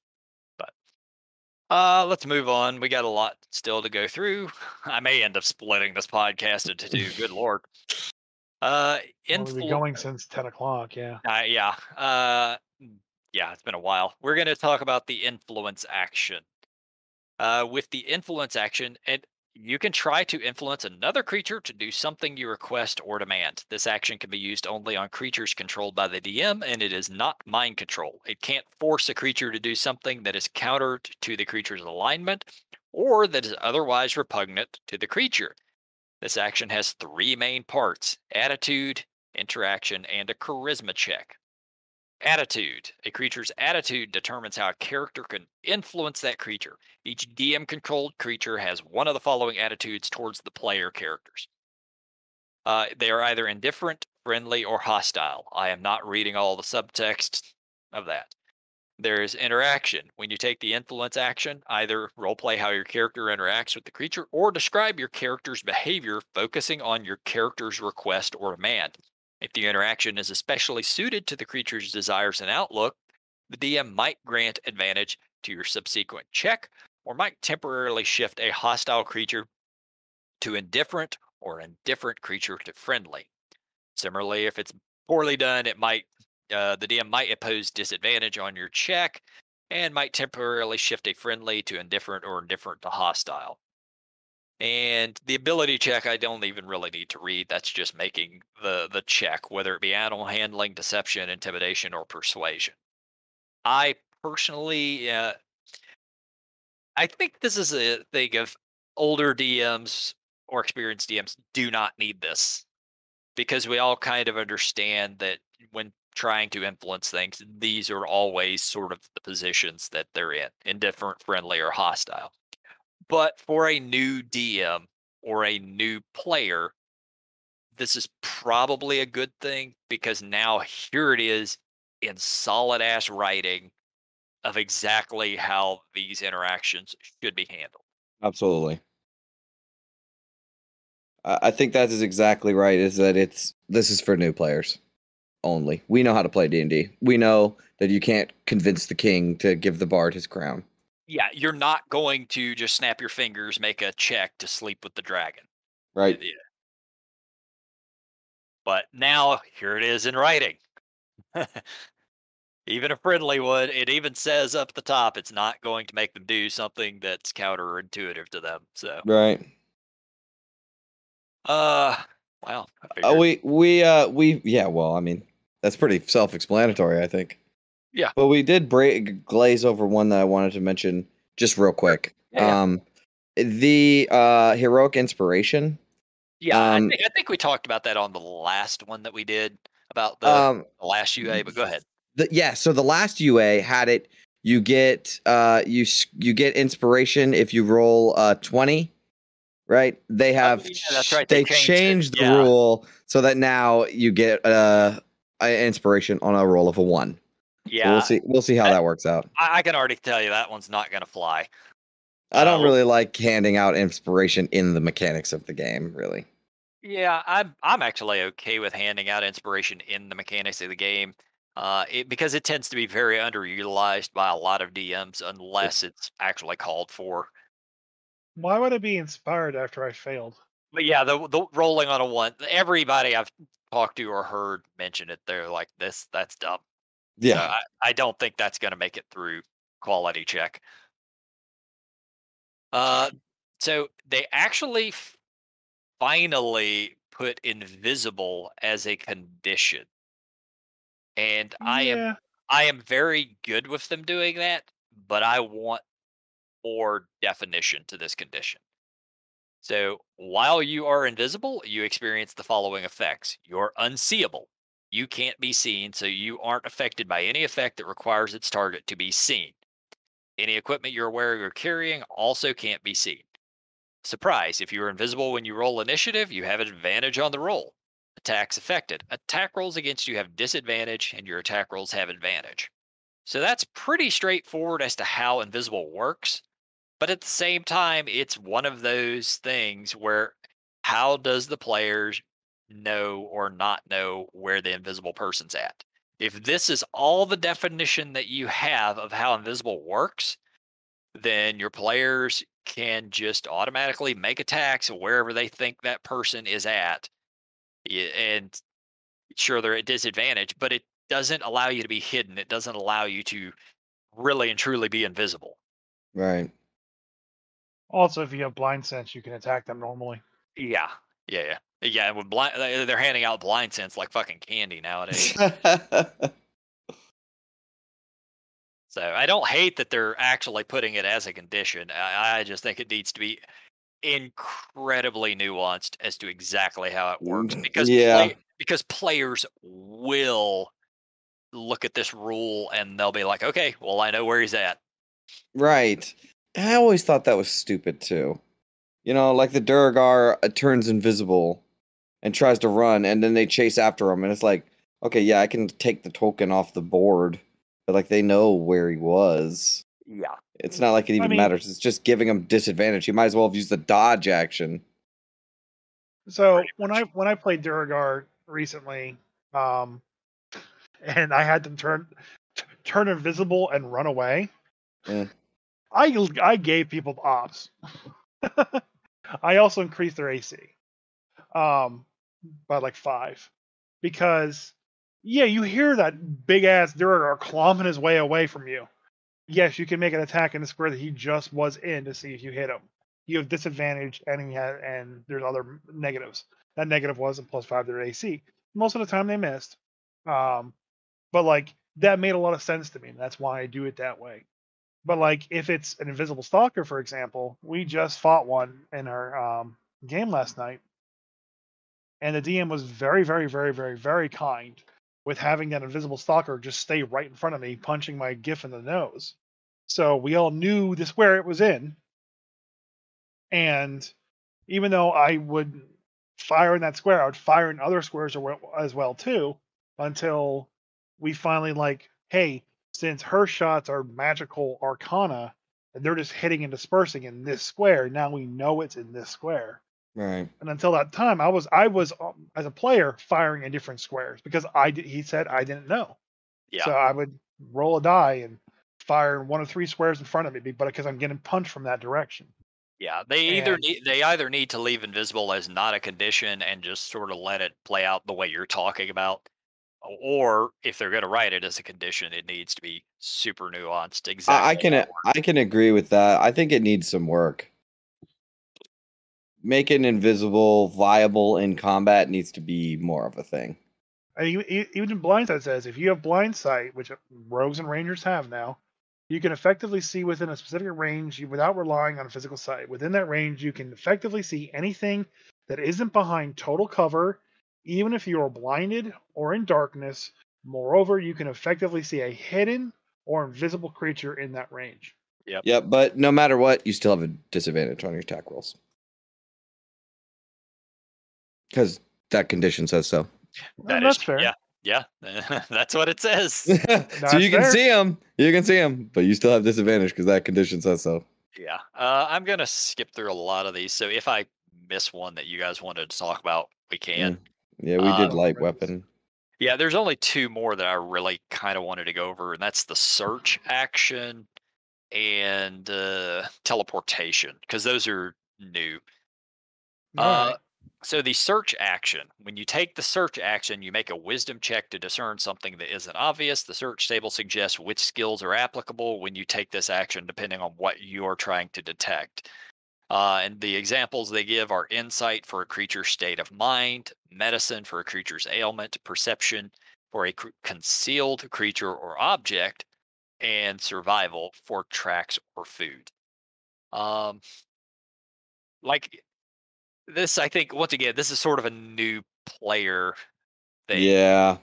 It's just throwing it out here. These are what you can do. This is how this stuff works. A lot of this is things that we like experience. This is second nature to us. Yeah, we just already know this stuff. I don't know why they're lumping it under the search action, other than maybe just to lump it all together for new players and say, here, this is this thing. Right. I think so. And I think it goes to show that like new players that are player characters, they can be like, okay, this is something else that I can do with my action on my turn instead of just swinging my sword. Yeah. And that's a lot of it, because literally new players are like, I got move and attack. Right. There's nothing else. There is one change right below search that I think is interesting. They're changing a short sword from a simple to a simple weapon from a martial weapon. So now, like a wizard, a wizard. No, okay, you're right. Yeah. It is now a simple weapon rather than a martial weapon, so that like a wizard can use a short sword. Yeah, which I'm perfectly good with. Yeah, hell yeah, that's my Gandalf fantasy. Yeah, it's a sharp, slicey thing. Yeah, I mean, you can already use knives. It's not much different. Right, it's just a big knife. All right, the last one I wanted to go over was teleportation. Not simple. No, it's always been Marshall.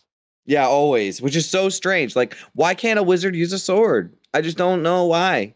It Yep. doesn't make sense to me. You have to take a feat for a wizard to use a sword. I hate that. So with teleportation, they actually finally detail out exactly how it works. Teleportation is a special kind of magical transportation. If you teleport, you disappear and reappear elsewhere instantly without moving through the intervening space. This transportation does not expend movement unless a rule tells you otherwise. Teleportation never provokes opportunity attacks. That right there, because I can't tell you how many times I've had players. So, can I take an opportunity attack? No, he didn't move. He teleported. But then you can't ever find the rule on that. Well, there Yeah, it is. I always call it forced movement, technically. Yeah, You know, because it is kind of like forced movement. yeah. They are forcibly moving themselves to another location. So that is the vast majority of the UA. Anybody who hasn't read it, you can find it after like 4 or 5 clicks on the D&D Beyond website. Still not front page like it should be. So go read it. I'm sure at some point in the near future they are going to put out a thing for you to fill out and give them feedback. Make sure that you fill it out completely and give them good feedback, whether you agree or disagree with us. Absolutely. You guys have anything to add before we finally wrap this long ass podcast up? Well, other Jay came here to play a game with us, and then we decided to do this for 3 hours. Oh, what were we gonna play? Do you guys want to play real quick? It's all, I'll Sure. trim it from 5 to 3. Sure, There- let's do it. Okay, we'll end on a little game that I like to call Monster Mash. So what I'm going to do is I'm going to name 2 monsters. One of these monsters that I name is an actual monster from D&D. The other one is completely made up. And you guys have to guess which one is which. Okay. Do we Okay. get to converse with each other and figure this out? Oh no, You we're- can this, this is a versus. competition. Yeah, you guys want to Yeah. compete? Yeah. All right. So I'll start the first one off really easy. So the 2 monsters I have are Death Turtle or a Flail Snail. Flail snail is real. Flail snail is real. That is correct. Flail snail is a giant snail with between 4 and 6 tentacles ending in club-like growths on the top of their heads, quote unquote. They have very colorful, scintillating shells that possess anti-magic properties. They are One from of my first. favorite monsters that I've never used. I have used one before actually, but they're from first edition, second edition, and fifth edition.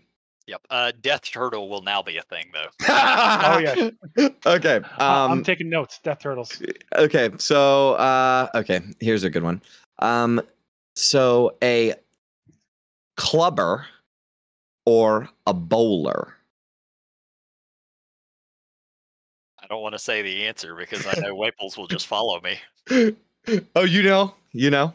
I'm fairly sure, but I don't know for certain. Okay. I won't follow you, but I have my answer. All right, Okay, go ahead and go first, Chris. All right, bowler. okay. I believe that the clubber is the real one. Christopher is correct. It is a All right. bowler. Yeah. A bowler is a creature that is distantly related to a mimic. It looks like a literal boulder, but it's spelled Bowler. But it looks like a boulder. A large rock. They have no sense organs, so no eyes, no mouth, no ears, no nose. But their bodies are extremely sensitive to sounds and vibrations. They ambush their prey by rolling over them and eating the remaining paste with a tiny, teeny, tiny, sharp-toothed mouth. So it's just a giant rock with a teeny, tiny mouth. What And edition is this from? AD&D and second edition. Man, Mm-hmm. mind you, there is so much material out for those editions. It's impossible to know everything. I know. That's why I I came up w- with this game. I will say that I chose bowler because I thought it was something else. I was Um, literally thinking it was a guy who hangs out on the dock with like a turtleneck and a bowler hat and I robbing love it. people. I love it. We're going pretty quick. I can move through some of these. Okay, so the next one is a Yoklol or a Zok Toil. The pronunciation is probably incorrect, but I think Yeah. I know the answer to this one. A Yochlol or a Zoctoil? Go ahead, Chris. It's Go a ahead, Chris. Zoc one. It's not Zoctol though. I can see What it in my head. What do you think? What do you think, Jay? Yokel. Yokel? Is that how it's pronounced? That's how I pronounce it. Okay. Oh, I was thinking so Zorn. it is Never mind. it is a well, I made sure to pronounce it correctly because I looked it up. Fair But yeah, but you read stuff in a book and you're just like, this is how it's pronounced. But it is a Yochlol is a type of demon. They are also known as the handmaidens of Lolth. Yep. They resemble 6 to 7 foot tall yellow ooze that seem to be constantly melting and piling back up like a sickening living candle, and have 8 powerful tentacles and 1 red eye. And they have made it from AD&D all the way to the 5th edition Monster Manual. Yeah, I was gonna say I'm that, very but I- familiar with them. The second he said that, I was gonna say that at first because it sounded familiar. But then when he said the second one, I was like, "Oh, that's a Zorn." Yep, No, yep. Yeah, no, that's not a Zorn. Okay. So I'll do 2 more. A rapscallion or a ragamuffin? The answer is ragamuffin. Chris? I don't know. They're both dumb. Oh, And either one, honestly, could be correct. But right. I have a very good sense of what a ragamuffin is, though. Okay. Chris, you want to you want to agree with him?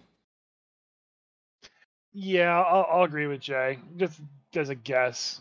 All right, honestly. Jay, what do you think a ragamuffin is? I want to say Because it's a you're con- correct. I want to say it's a construct. It's like a almost a scarecrow-esque creature. That is very, very, very good. It's close. That's close enough. It is a construct of unknown origin, so who knows how this thing was created. But it is composed of animated scraps of cloth or other refuse. So it's basically like a torn pair of pants and a torn shirt and like a helmet and like just a scarf or something that have been animated.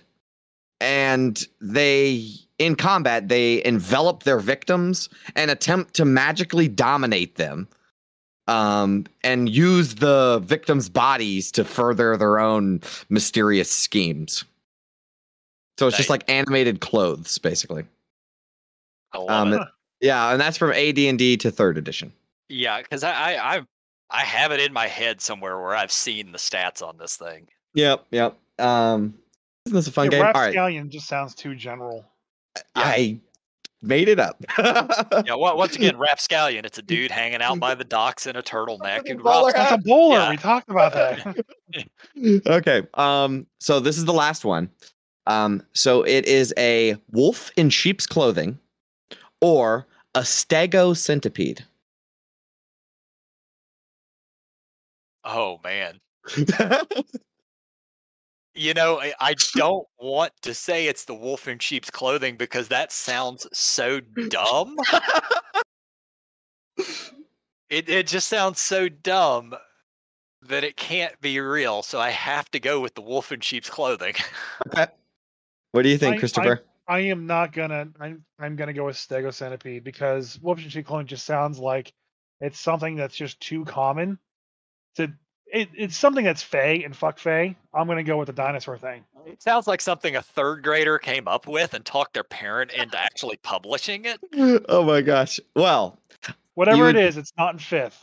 you would be surprised that you were actually both correct. There was 2 monsters in there. I wanted to sneak in a little trick question. So let's talk about these 2 fucking bonkers ass monsters that I put together because of how wild as hell they are. So first of all, I want you guys to Google wolf in sheep's clothing D&D. So I can, and I'll describe it to you the best that I can. It is a Alright. plant. Is it a plant type monster that resembles the stump of an old tree trunk, with a vertical maw of jagged teeth and about 10 to 15 foot long eye stalks. What the fuck is this thing? It usually sprouts a growth on top of the stump that resembles a small furry creature, such as a rabbit or a squirrel, Bigger ones can have growths of like pixies or even small children that is meant to attract prey to it. So it is a stump with a rabbit on top of it that has these crazy fucking eye stalks and a really weird mouth, and that is only in AD&D.